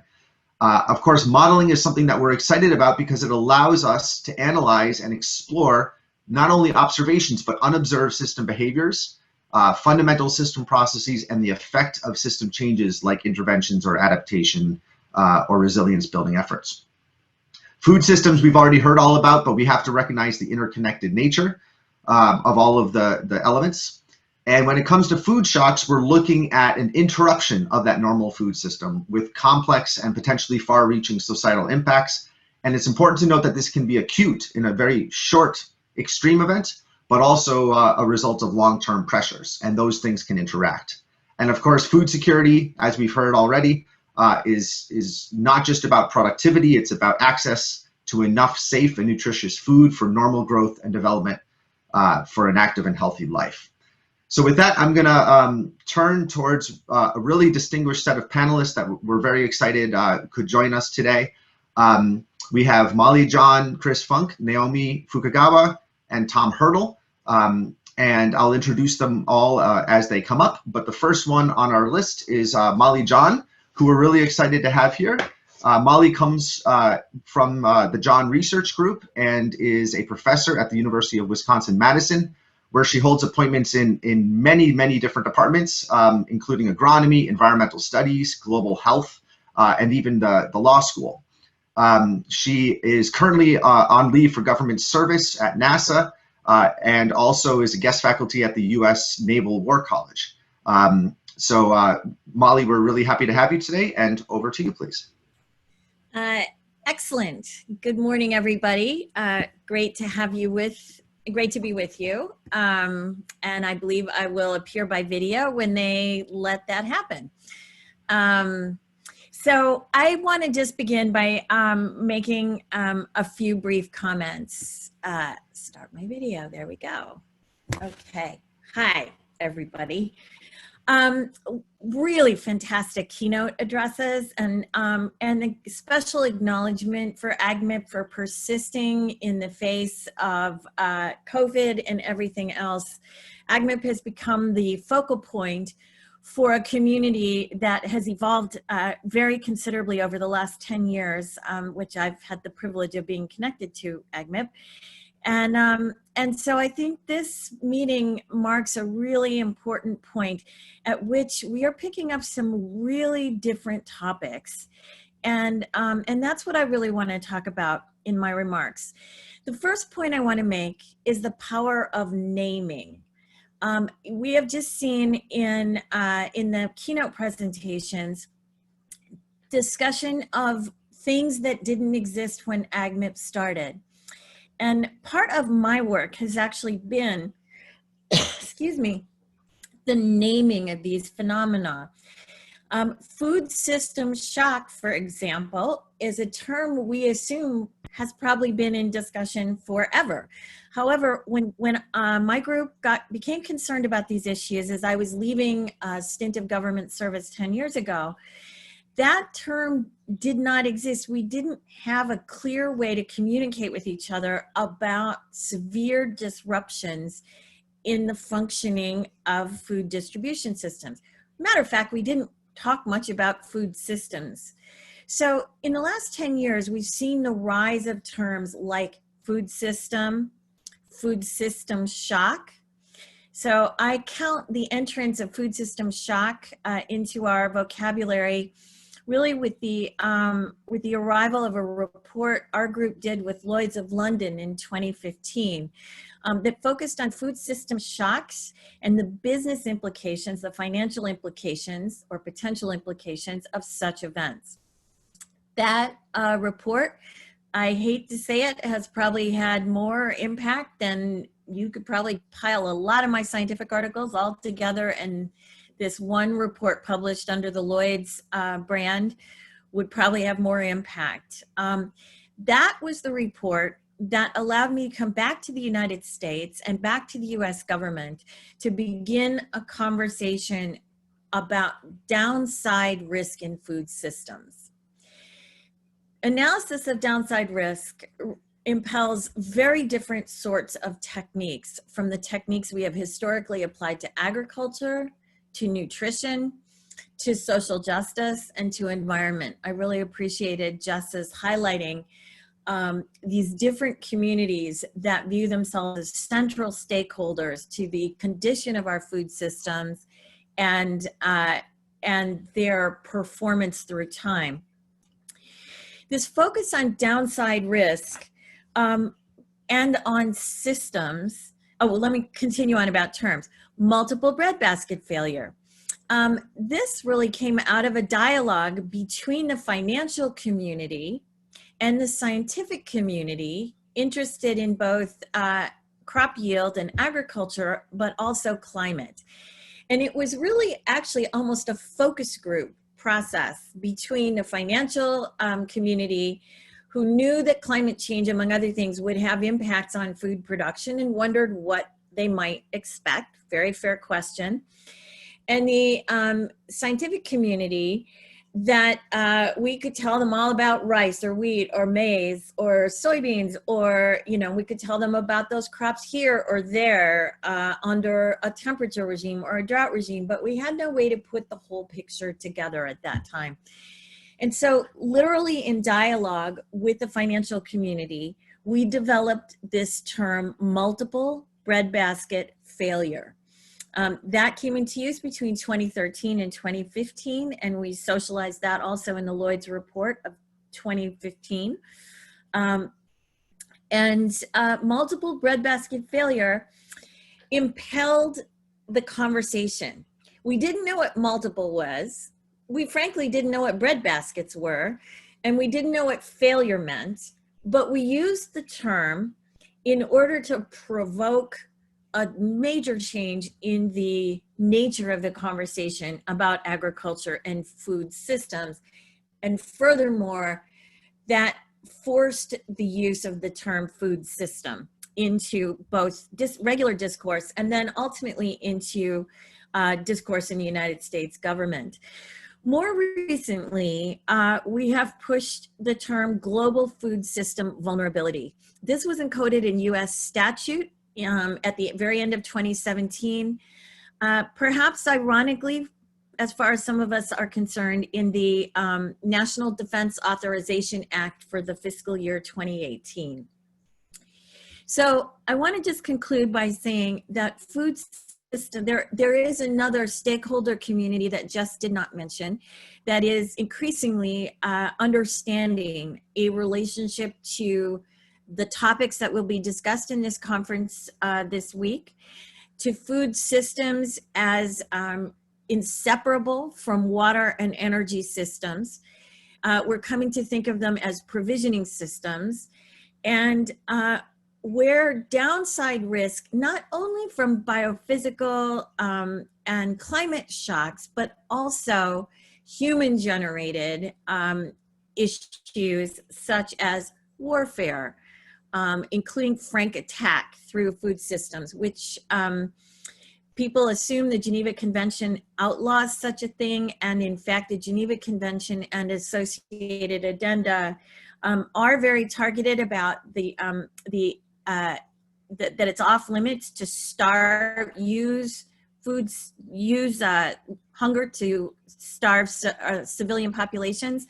However, there are many other ways that shocks delivered in or through food systems could be highly consequential to the stability of governments, society, et cetera. And so the last thing I'll just say is we have new stakeholders, new entities, very powerful entities, beginning to take a serious interest in the ramifications of both our successes and our failures. And those failures, a taxonomy of failures, an ontology of failures, will be areas of intensive work. Funders in the United States that historically have never focused on agriculture or food systems are beginning to step up with an interest towards what happens when we fail. I don't mean to emphasize failure at the expense of success, and I'm really glad that our keynotes have put those goals in front of us of healthy food systems within planetary boundaries. But I have found it a fruitful area to look at the dark side. And I think, as they say, you only see the stars at night. It is really important to understand the fragilities, the vulnerabilities that we have baked into our agricultural and food systems. Excuse me. That's my daughter calling from Mozambique. Excuse me, I'll decline.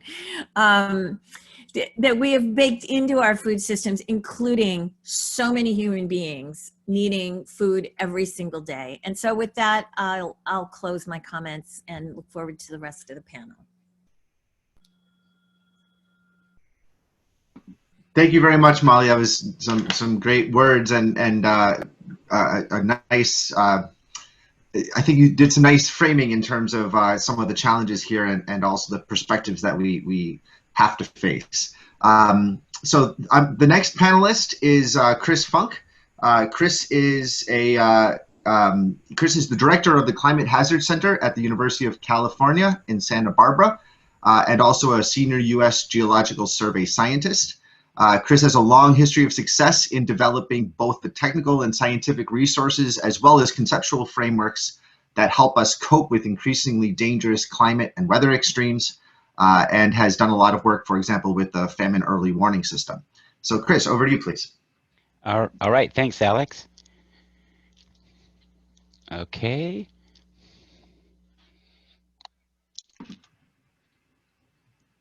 Let's see.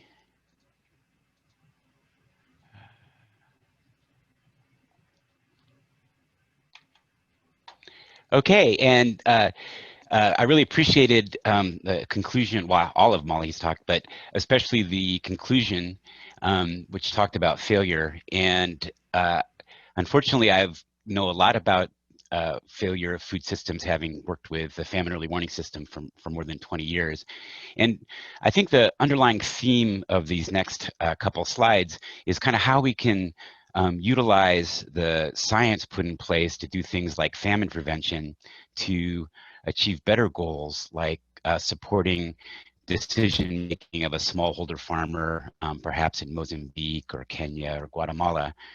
And I think to do that, we really need to integrate it across multiple disciplines and support what I call humanitarian earth science, which is science designed from the bottom up to support human livelihoods.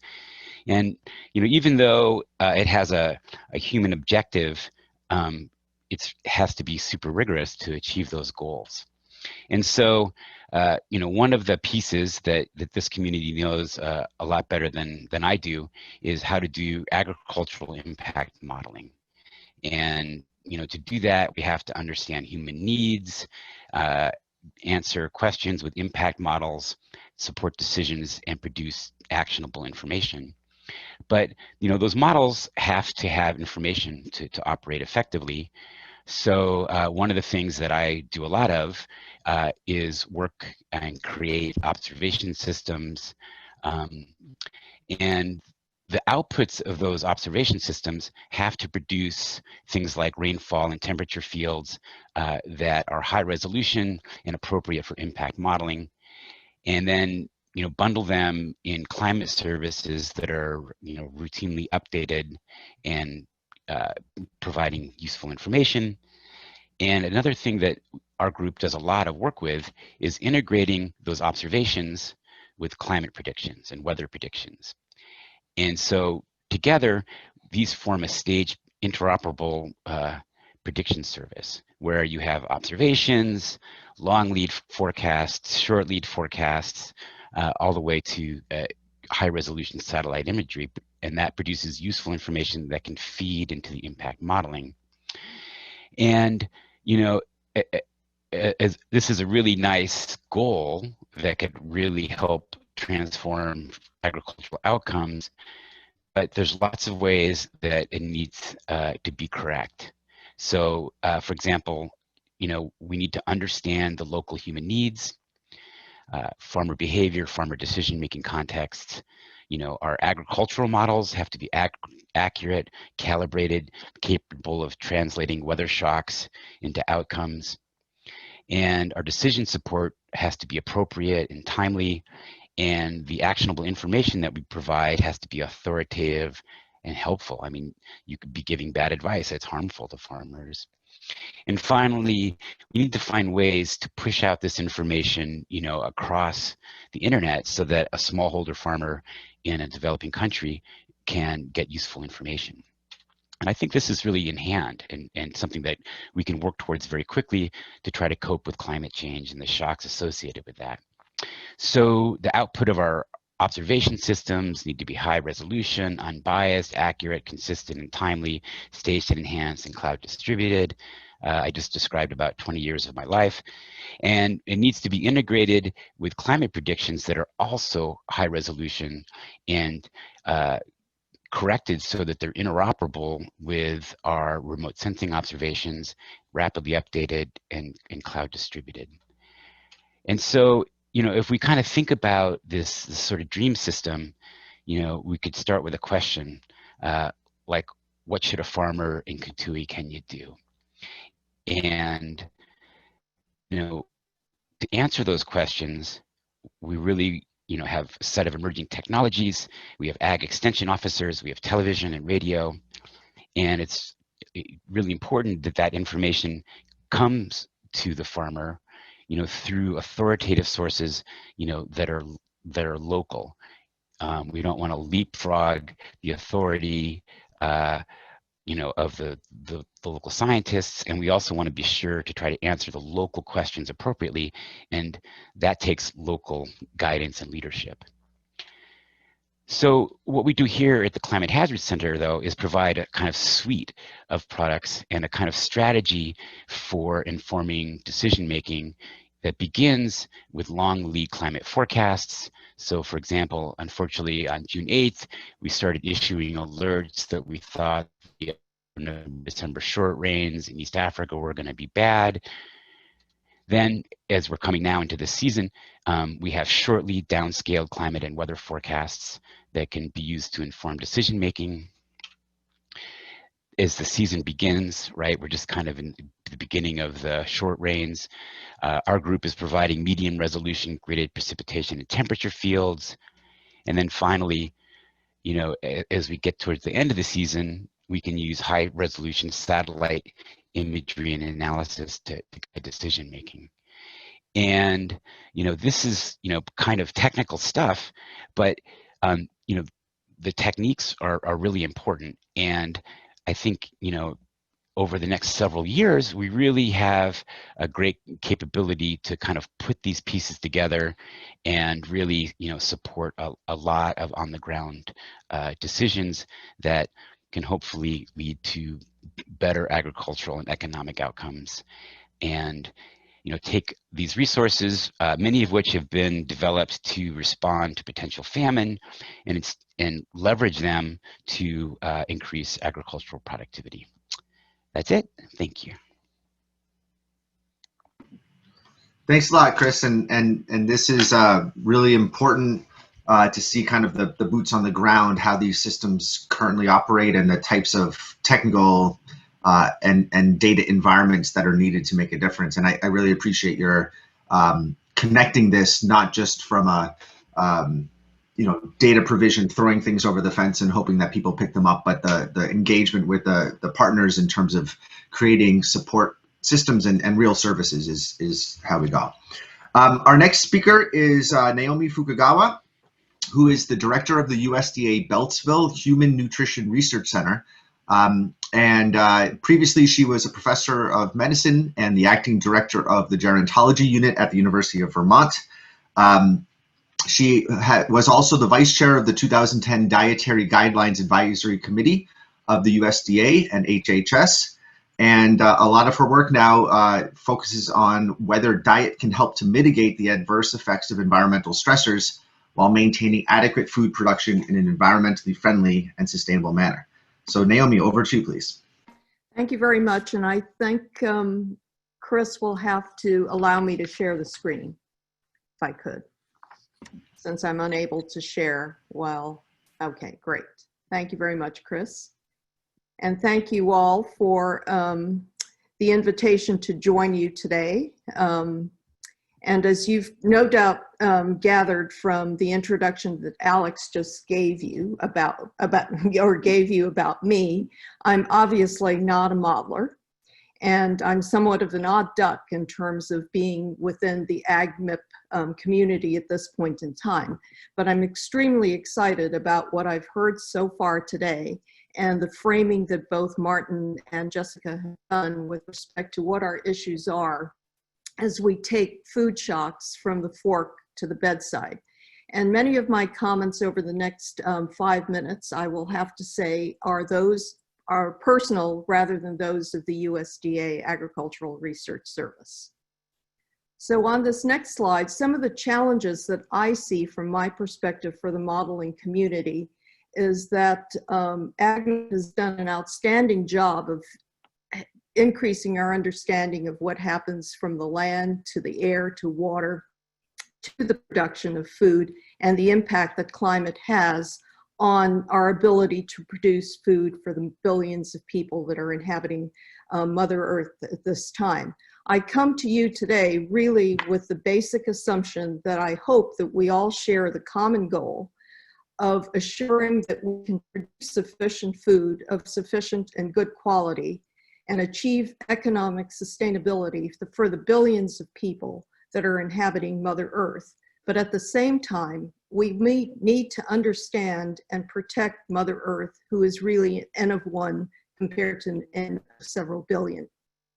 So the one message that I would take from the fork to the bedside today, or would like you to hear today from fork to the bedside, is that we have to find a way to bring these models at the macro level down to the micro level, which is really the impact that it has on individuals.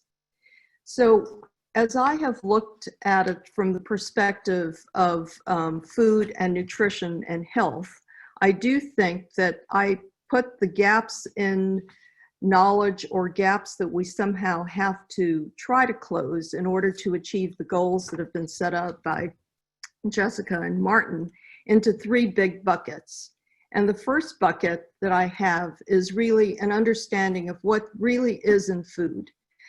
We do know that it seems like a simple question, but in reality, nutrients, phytochemicals, contaminants, bioactive compounds that are in foods are not really static, and its bioavailability and efficacy are really influenced by the matrix as well as the complex interactions of food components and individual physiology. I think we all have to remember that people eat food, not single food components. So we somehow need to find a way to model what is optimal for individuals based on their age, sex, genotype, phenotype, etc. And that is a big challenge, since the tendency in nutrition has to be to look at single nutrients and its impact on the health outcome X, Y, or Z. And somehow we have to find a way to be a little more integrated along those lines. The second big bucket is that of behavior. And I think everyone has alluded to this being a challenge. And I think that the challenge for us is really data acquisition related to behavior. In order to promote resiliency of the food environment, we need to understand people. We need to understand their core values, their culture, their taste, and the economic forces that impact their responses to shocks to the food system. And it's only through working with people and understanding this aspect that I think we can achieve success in terms of trying to redesign or create a more sustainable food system for the future. And this is a difficult challenge because it's always difficult to measure behavior and even understand behavior. The third bucket that I would throw things into would be that of biomarkers. And this would be biomarkers for food intake and wellness. At the bedside in medicine, we do have biomarkers for disease, and we do have biomarkers for responses to the therapies that we provide to try to treat disease. But I think we're now in great need of biomarkers for food intake and wellness, so we can move away from the reactive side of medicine in the treatment of disease after it's developed to a little more proactive prevention of disease and health maintenance. And this is a goal that we have for personalized medicine and personalized nutrition. But somehow we have to figure out how to get from the macro level again of identifying broad categories of malnutrition to the micro level, to the individual, and what will optimize his or her health throughout his or her lifespan. And in many ways, this is very much akin to what you've elegantly simulated for the physical world. And now it's really trying to get us back, or taking us to the next step of the people who inhabit the world, as well as the non-communicable diseases that they're being challenged by. And one of the things that we always knew, in medical school throughout our training and everything, that it's much easier to prevent malnutrition than it is to treat it. And so therefore, we do have to have some frame shift in the healthcare professions to move towards prevention rather than necessarily focus in a reactive manner once somebody has gotten sick. So what can we do? I think what we have to do is collectively work to assess data quality and build a better body of evidence that can be used and be helpful for those of us who are at the front lines and at the bedside. And I think being at the USDA, where pragmatic solutions are sought after, and with many engineers in the audience, you know that a lot of it is trying to find solutions that can be implemented and achieve what you want to achieve. But we must remember that solutions are not one size fits all.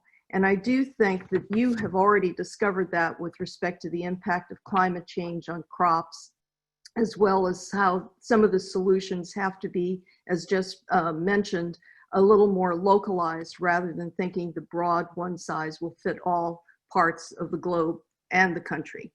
In addition, our solutions have to span populations which go from the global to the country to towns and down to really the individual. And this is what's a big challenge for all of us. But I think an important aspect of getting the message across to populations is really to reduce fear and provide hope that it is not all really all doom and gloom. But then if we do our share, if each person does their share in trying to reduce environmental shocks, we should be able to prevail and respond to food shocks. And this is something that we've been trying to work on with our colleagues at IFRI in terms of showing that a lot of the agricultural successes that have come through can indeed provide adequate amounts of food. It's just really dealing with the whole other aspect of then the distribution, access, and really optimizing what it should be that we have on.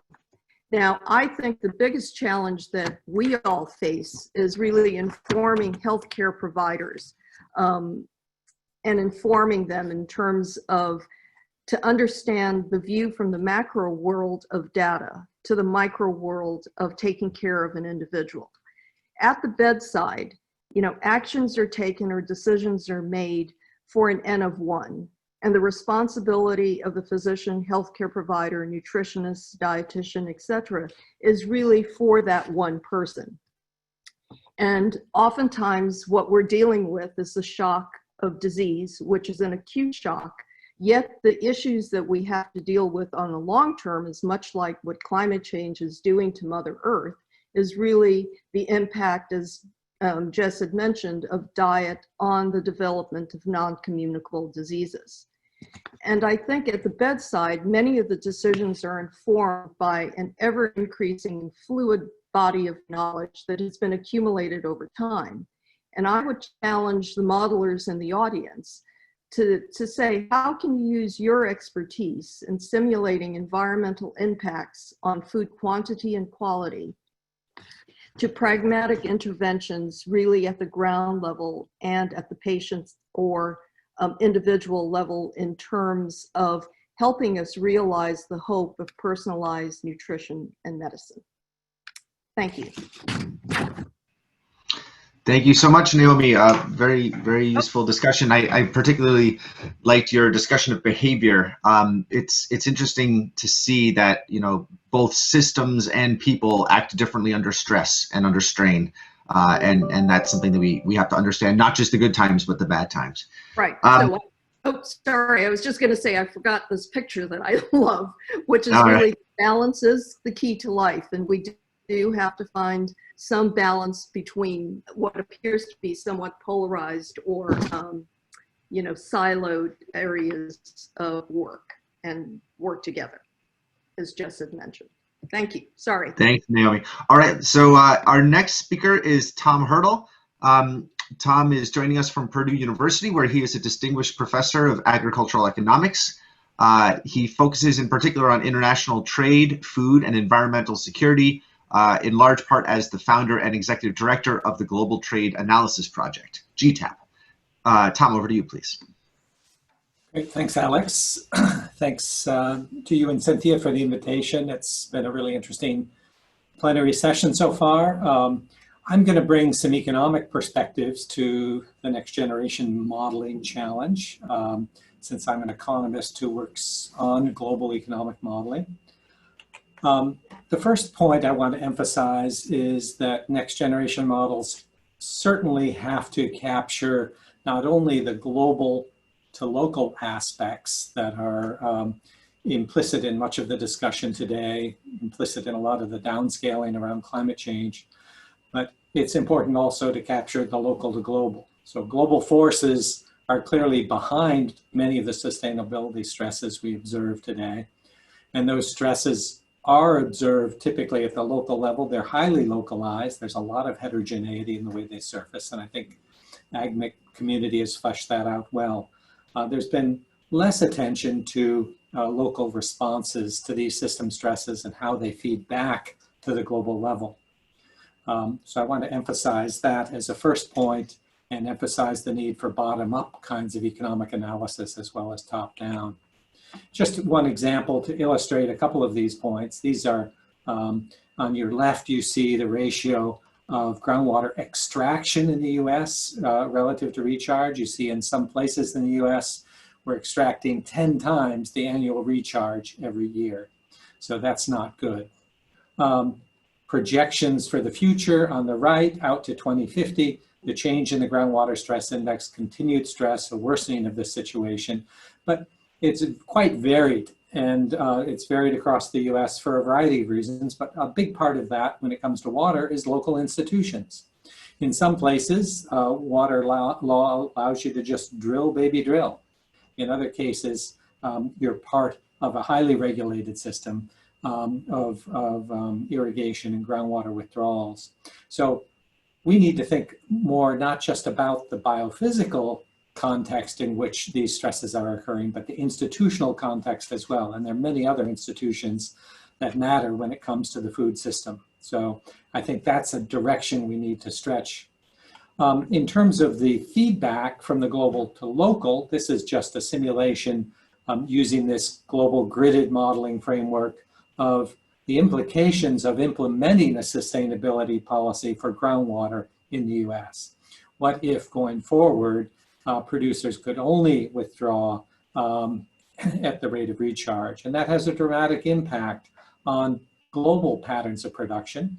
It increases global land use quite strikingly because you're transferring production from a high yielding, in many cases, a high yielding area to a lower yielding area. So the feedback, these stresses are felt at the local level. When you respond to them, there can be feedback to the global level that can be quite important. Another thing I've learned over the last 10 years of interdisciplinary work is that it's important to keep the economics simple. This is obvious to probably the non-economists, but economists tend to make their models complex, and it really limits the scope for interdisciplinary collaboration. If your collaborators, if the hydrologist in the room doesn't understand your economic model, they're not going to be able to provide those insights which they may be well placed to supply. But simple doesn't mean incomplete, it just means simple. So there are a lot of economic models out there. Most of them really ignore some key aspects of the sustainability challenges. One of those would be the biodiversity production mutualism. On your left, you have the current agronomic models, probably largely what's being done now in the AgMIP community and elsewhere. You have land management giving rise to agricultural production. Often land management modeled at the grid cell, agricultural production, grid cell, then up to the global level. But in fact, there's an interplay with biodiversity and ecosystem functioning, and that happens at the landscape level and has very important implications, not just for agricultural production, but also for a wide range of health of ecosystem services and humans. My last point is that unlike in hydrology, where you run the model, you can run the model on a daily basis, a weekly basis, a monthly basis. You just charge up the computer and keep running it, and eventually you get to 2050, and you get to the same place whether you go in one shot or whether you go step by step. But stringing together a series of short-run economic models doesn't work in the same way. And the reason has to do with fundamentally with expectations in human behavior. I'll just show you a long-term perspective on food prices. These are grains prices over the long run, the dots are corn prices in the US. And you can see they go all over the place year to year. And these aren't even quarterly or daily or weekly prices. These are annual prices, okay? The blue dot is what we've been able to project with an economic model, running it first backwards from 2006 to 1961 when the FAO data really got going, and forwards to 2050. And you can see, yeah, the economic model as structured is able to capture the long-term trends. But if you took that economic model and tried to simulate these short-run effects, it would not be effective. And if you took a model that simulated the short-run effects well, it wouldn't get you to the long run in the same way, because the fundamental behavior of the system is different over the long run. So just to summarize, global to local linkages are key. COVID has highlighted that. That's a local to global phenomenon, then spreading globally and then back locally. Institutional, we need to spend more time thinking about institutional considerations. Keeping economics simple is key.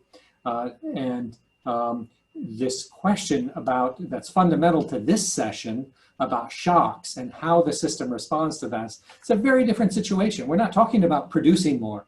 You've got what food you've got. The question is, how is it going to be distributed? How are people going to speculate? What's going to be held back in stocks? That depends on their expectations of the future. It's a whole different set of questions and relates to the supply chain that's also been highlighted so far. So I'll stop there. Thanks, Alex. Thanks, Tom. That was very helpful. And we are now entering a period where we have about 20 minutes to engage a little bit more with the panelists after these provocative and informative presentations. Thank you first to all panelists for great presentations and staying on time. There were a couple questions in the Q&A, and I would encourage others to add there. It's a great feature. Sometimes you'll get a personal written response from the panelists that you address to. And now is also a time to put some things into the general discussion. I'm going to start actually right back to Tom here, because you were just touching at the end on the kind of differences in economics on the short term versus the long term. And I wonder if you'll just say a little bit more. Is it a tipping point behavior when a event happens that the system changes, or is it just different dynamics in the system on the timescales that are involved? Well, just to take one example, I think you mentioned stockholding in your presentation. In the long run, stockholding behavior is irrelevant because you can't continue to accumulate stocks forever or decumulate them. So you don't really have to worry about modeling stockholding in these long run models that AgMIP and GTAP and others have done extensively in the past. And so stockholding, it depends fundamentally on what people think is going to happen next period. You know, you hold the stocks, it's expensive, but if the price is going to go up, maybe you want to hold that, and maybe that causes the price to go up more. So yeah, that's a good example of short run, long run, fundamentally different. There are other examples around the COVID crisis that I could speak to about short run versus long run as well, if you want more of that. Great, thanks, Tom. I also saw a question related to kind of how, you know, in the Q&A, I saw a question around the relation of how we connect information into the local decision processes. And maybe this will call on Chris in particular. I'd imagine in your early warning systems, there's a big discussion around kind of decision-making under uncertainty. And I wonder if you have anything or anecdotes around when systemic effects interfered. Maybe the same drought in 2 different years had dramatically different outcomes because of something else. Other kind of wrenches in those gears, maybe you would like to discuss. Yeah, sure. Well, first, Alex, just before that, let me just make a quick kind of public response, I think, to the question that was in the chat about whether what I was suggesting in my talk was a top-down sort of approach as opposed to a sort of bottom-up. And I just want to be really clear that I was trying to promote the idea of, you know, really a bottom-up kind of approach where we can take resources from global satellite systems and global models and try to filter it down to support local decisions and empower them. Not because I don't know what the questions are, right, at the local level that need to be answered. Okay, so back to your question though about the sort of connection between, you know, global and local, and this idea of these kind of systemic shocks. It's very much, you know, this framing in a kind of syndemic kind of context, like Jess mentioned. And, you know, so for example, I've done a deep dive for USAID contrasting the 2010-11 drought in East Africa compared to the 2016-17 sequence.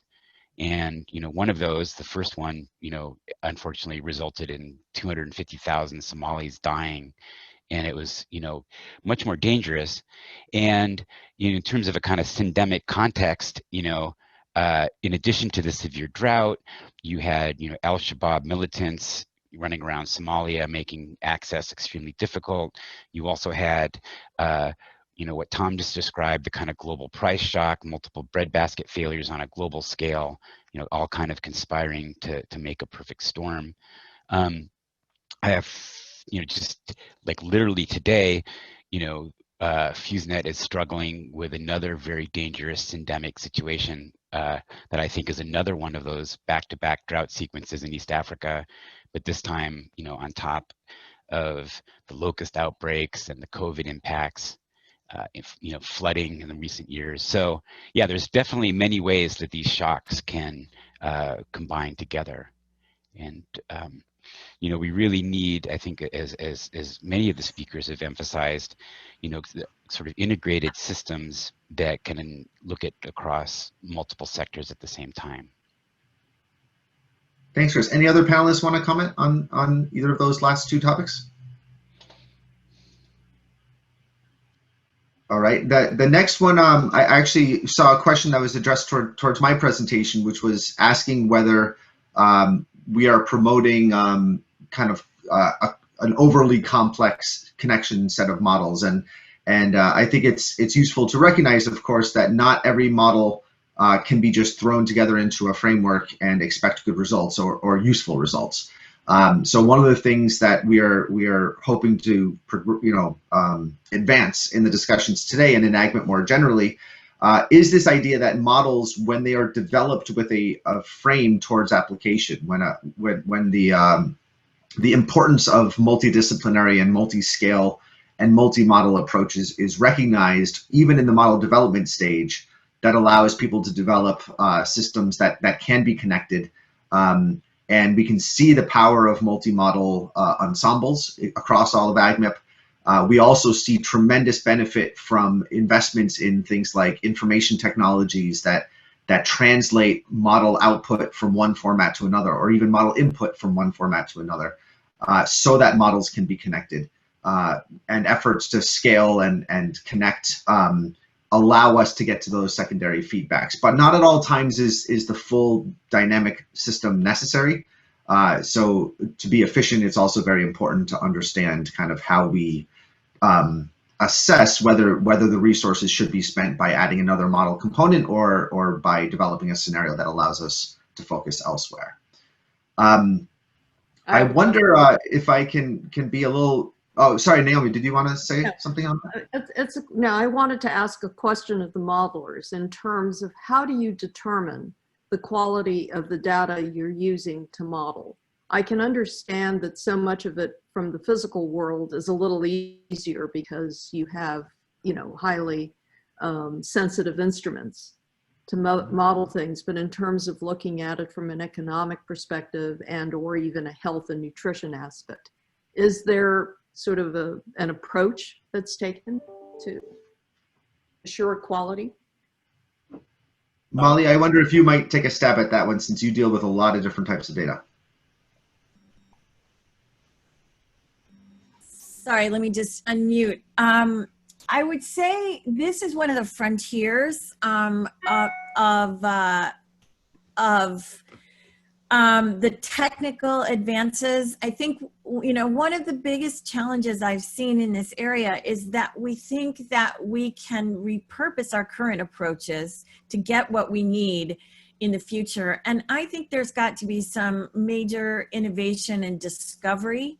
And it starts with working with real-time data of very different types.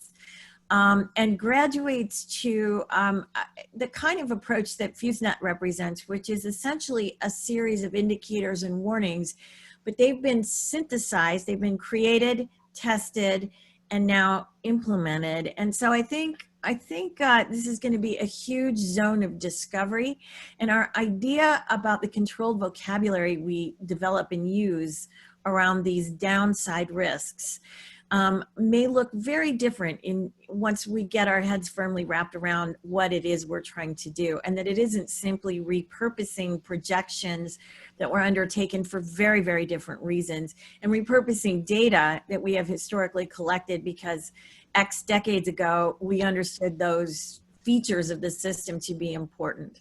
I think we're going to have to do some real discovery in this area. Alex, could I please speak to the, since economic data was mentioned, and I've spent the last 3 decades of my life trying to provide coherent economic data for global policy analysis.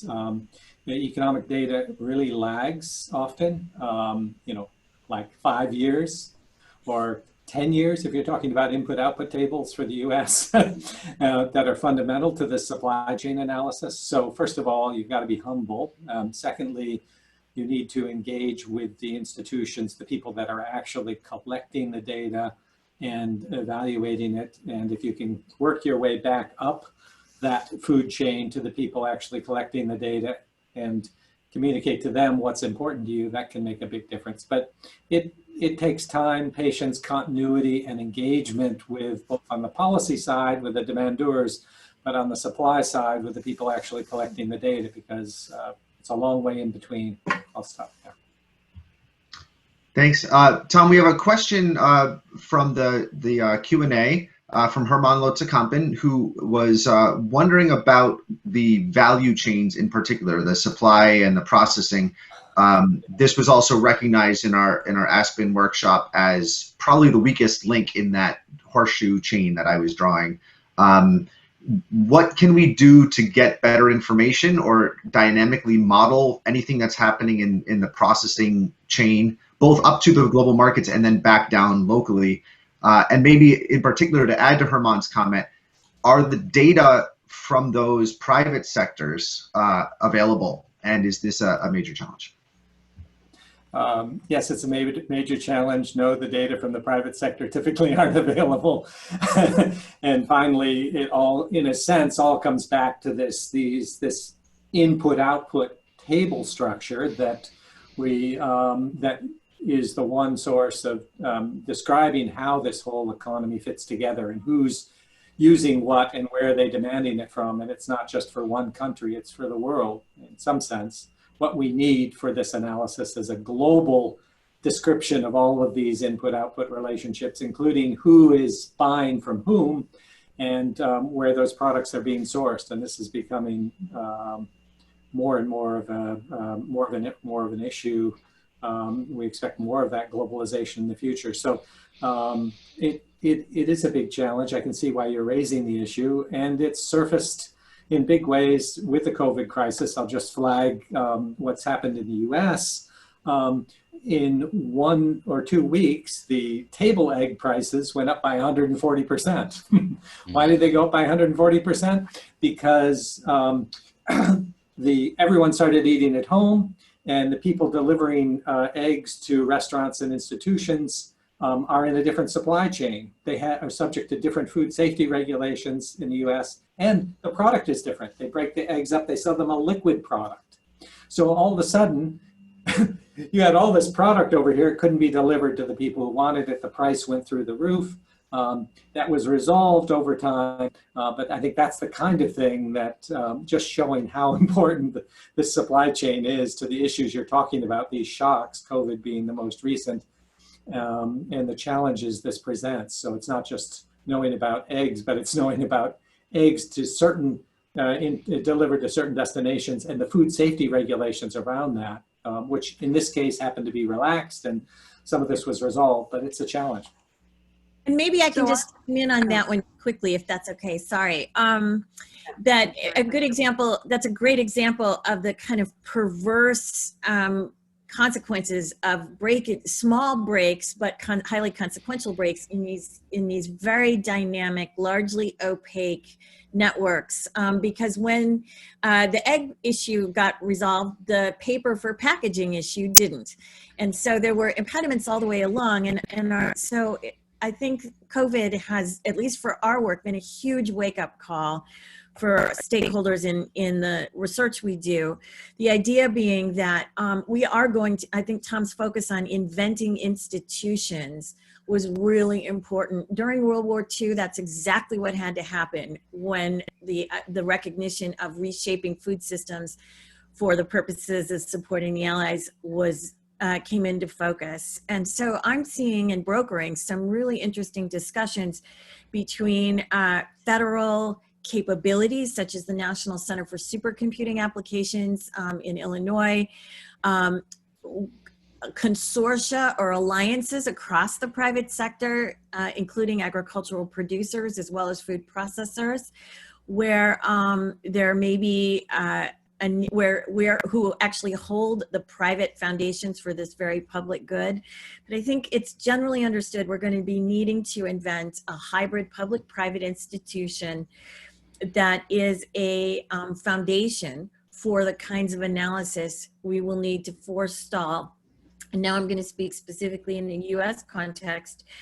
For a country trying to mind its business about forestalling major downside risks to its populations, I think the conclusion is those institutions are not presently in place for the reasons that are elevating here. And that has big consequences both for data collection and curation and governance, as well as for the modeling used to explore this space.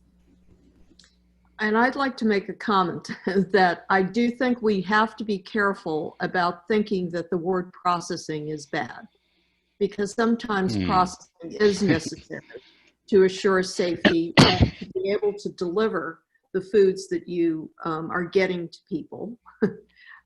And so therefore, I think this is again where we could get into a polarized discussion, because somebody is saying one way of producing food is bad, when really the whole issue is that there are reasons in how one does certain things to assure safety, quality, and accessibility. So I'm just throwing that out there, because I think that right now we are falling, putting ourselves into a very sort of battle in terms of what is good versus what is bad. And really, in reality, we just need enough.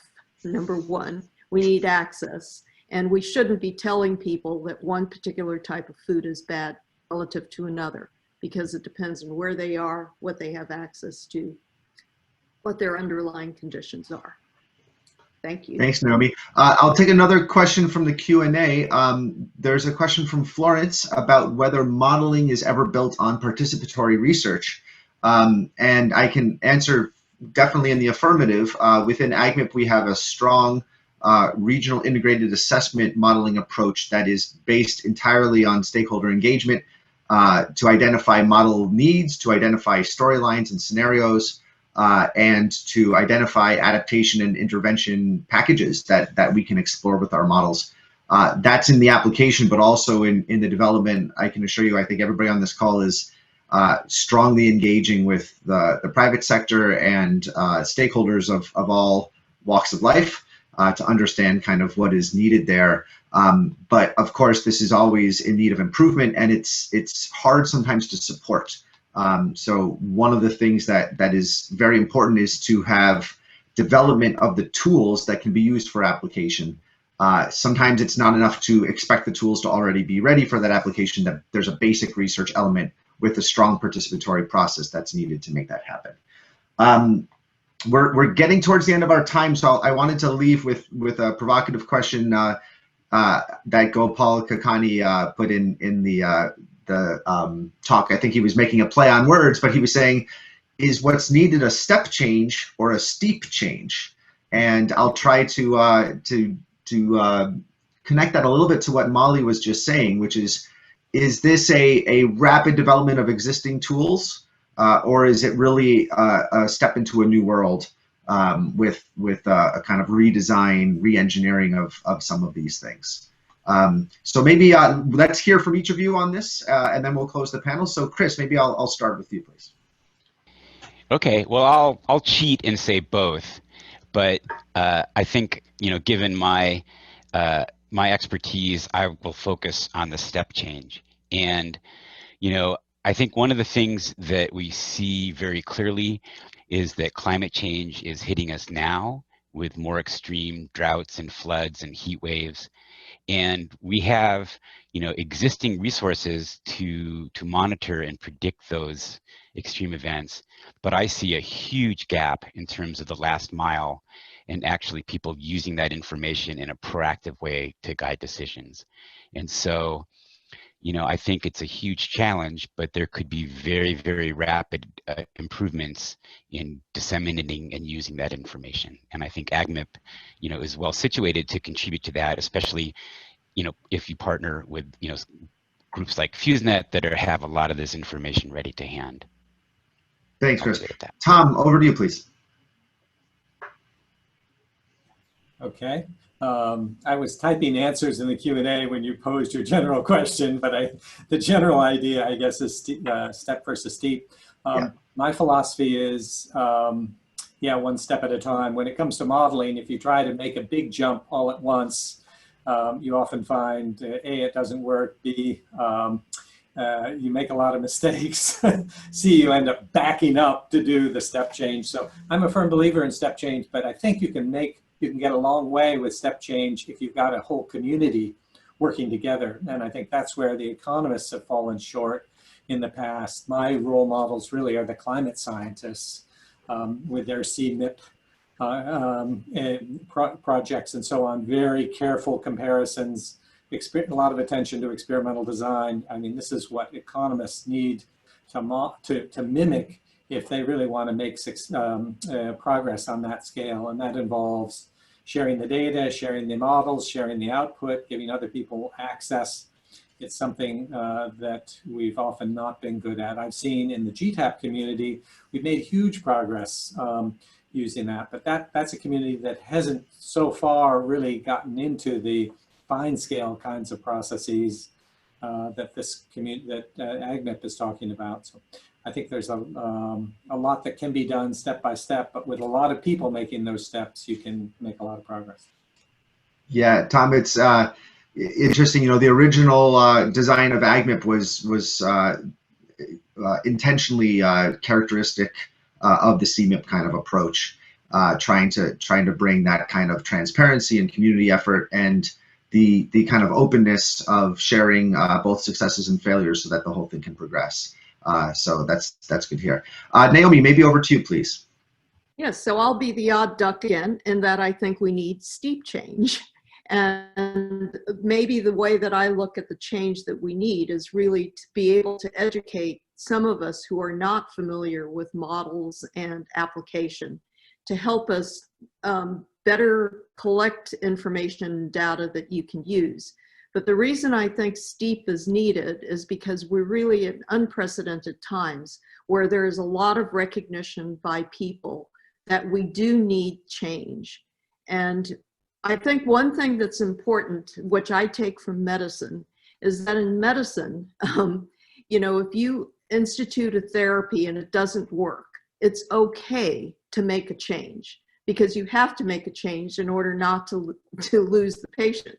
And I think that's something that we have to find a balance for, because a lot of times in academics, one is afraid of coming to the wrong conclusion. But I think now, given the situation we're in, perhaps steep change with willingness to be flexible, admit that we've made mistakes and change courses would be the way to have sustainability and survival. Thanks, Naomi. Molly, over to you for the last word here, please. Well, I'm even an otter duck out because I think actually nothing short of really a technically defined scientific revolution is really at work here. That isn't to negate the need for either step or steep change. But I actually keep this book I had to read as an undergraduate, The Structure of Scientific Revolutions, literally right by my desk. And the reason is that on page 83, I think it defines exactly what we're going through. It says, the transition to extraordinary science begins when the divergent nature of numerous partial solutions that the concerted attention to the problem has made available appear. It forces people to go back onto our assumptions. We begin to realize that our assumptions don't entirely align. And I think that the revolution, and I know paradigm shifts are grossly overused, but I think this really is nothing short of a paradigm shift, akin to what medicine has seen, where for several centuries we thought medicine was about stamping out disease right. by disease. And what we understand now is that medicine is about maintaining health, and that we have still a great deal to learn about what that word health means. And I think we really have a very analogous shift occurring in the understanding of human planetary systems that sustain us. And so I think we're going to see very drastic changes in the kinds of methods, going right back to the mathematics that underlie the phenomena we're interested in, which I think are far better described as highly complex systems where network analysis and those sorts of techniques may be really illuminating. So that might be a good place to end this session. All right, thank you all again to all the panelists. Really great discussion. And I'm going to pass now. Oh, first of all, I would encourage the panelists, check the Q&A. There are some questions directed to some of you, and hopefully you can stick on for a couple minutes if last questions come in. Molly, I'm gonna put a question in the chat, which is please share the book that you just mentioned so people can find the details. Back to Cynthia and Carolyn for some last technical sides on the day. Over to you, please. First, thank you to everyone for participating, Alex for moderating. The panelists were wonderful. What a wonderful discussion on how do we get there with the models, and how do we create steep revolution change. It was really, I think, a very significant discussion. So thank you so much for that, and our wonderful keynotes as well, of course. So we want to share with you now the plans for the afternoon.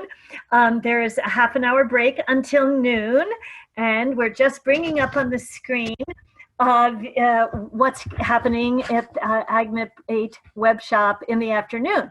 And it's called AgMIP Advances. Part 1 is modeling. Later on in the week, we're having the regions, I think on Thursday morning. This is the modeling part. So we're having Sonali and McDermott and Alex are going to be leading and introducing. And then everyone is going to have the opportunity to hear from AgMIP modelers across global advances in global to regional modeling, advances in crop system modeling, advances in environmental stresses, that's the ozone, the pests and diseases, ET, and then finally for a discussion all together. So with that, I'm going to, if there are no final thoughts, I'm going to close this session, but please do join at noon, and in order to get the link, you go back to your program, right, Eric? Yes, everyone has the link. Everyone who's registered has received the program. So yeah, you can it's a different link than what we're on now. This session is ending and we'll start a new one. So please go to your program, and at noon we will start up the afternoon session. Thank you, Eric, and everyone is welcome. See you this afternoon. Bye. Bye, everyone. Thanks. Bye. Thanks very much.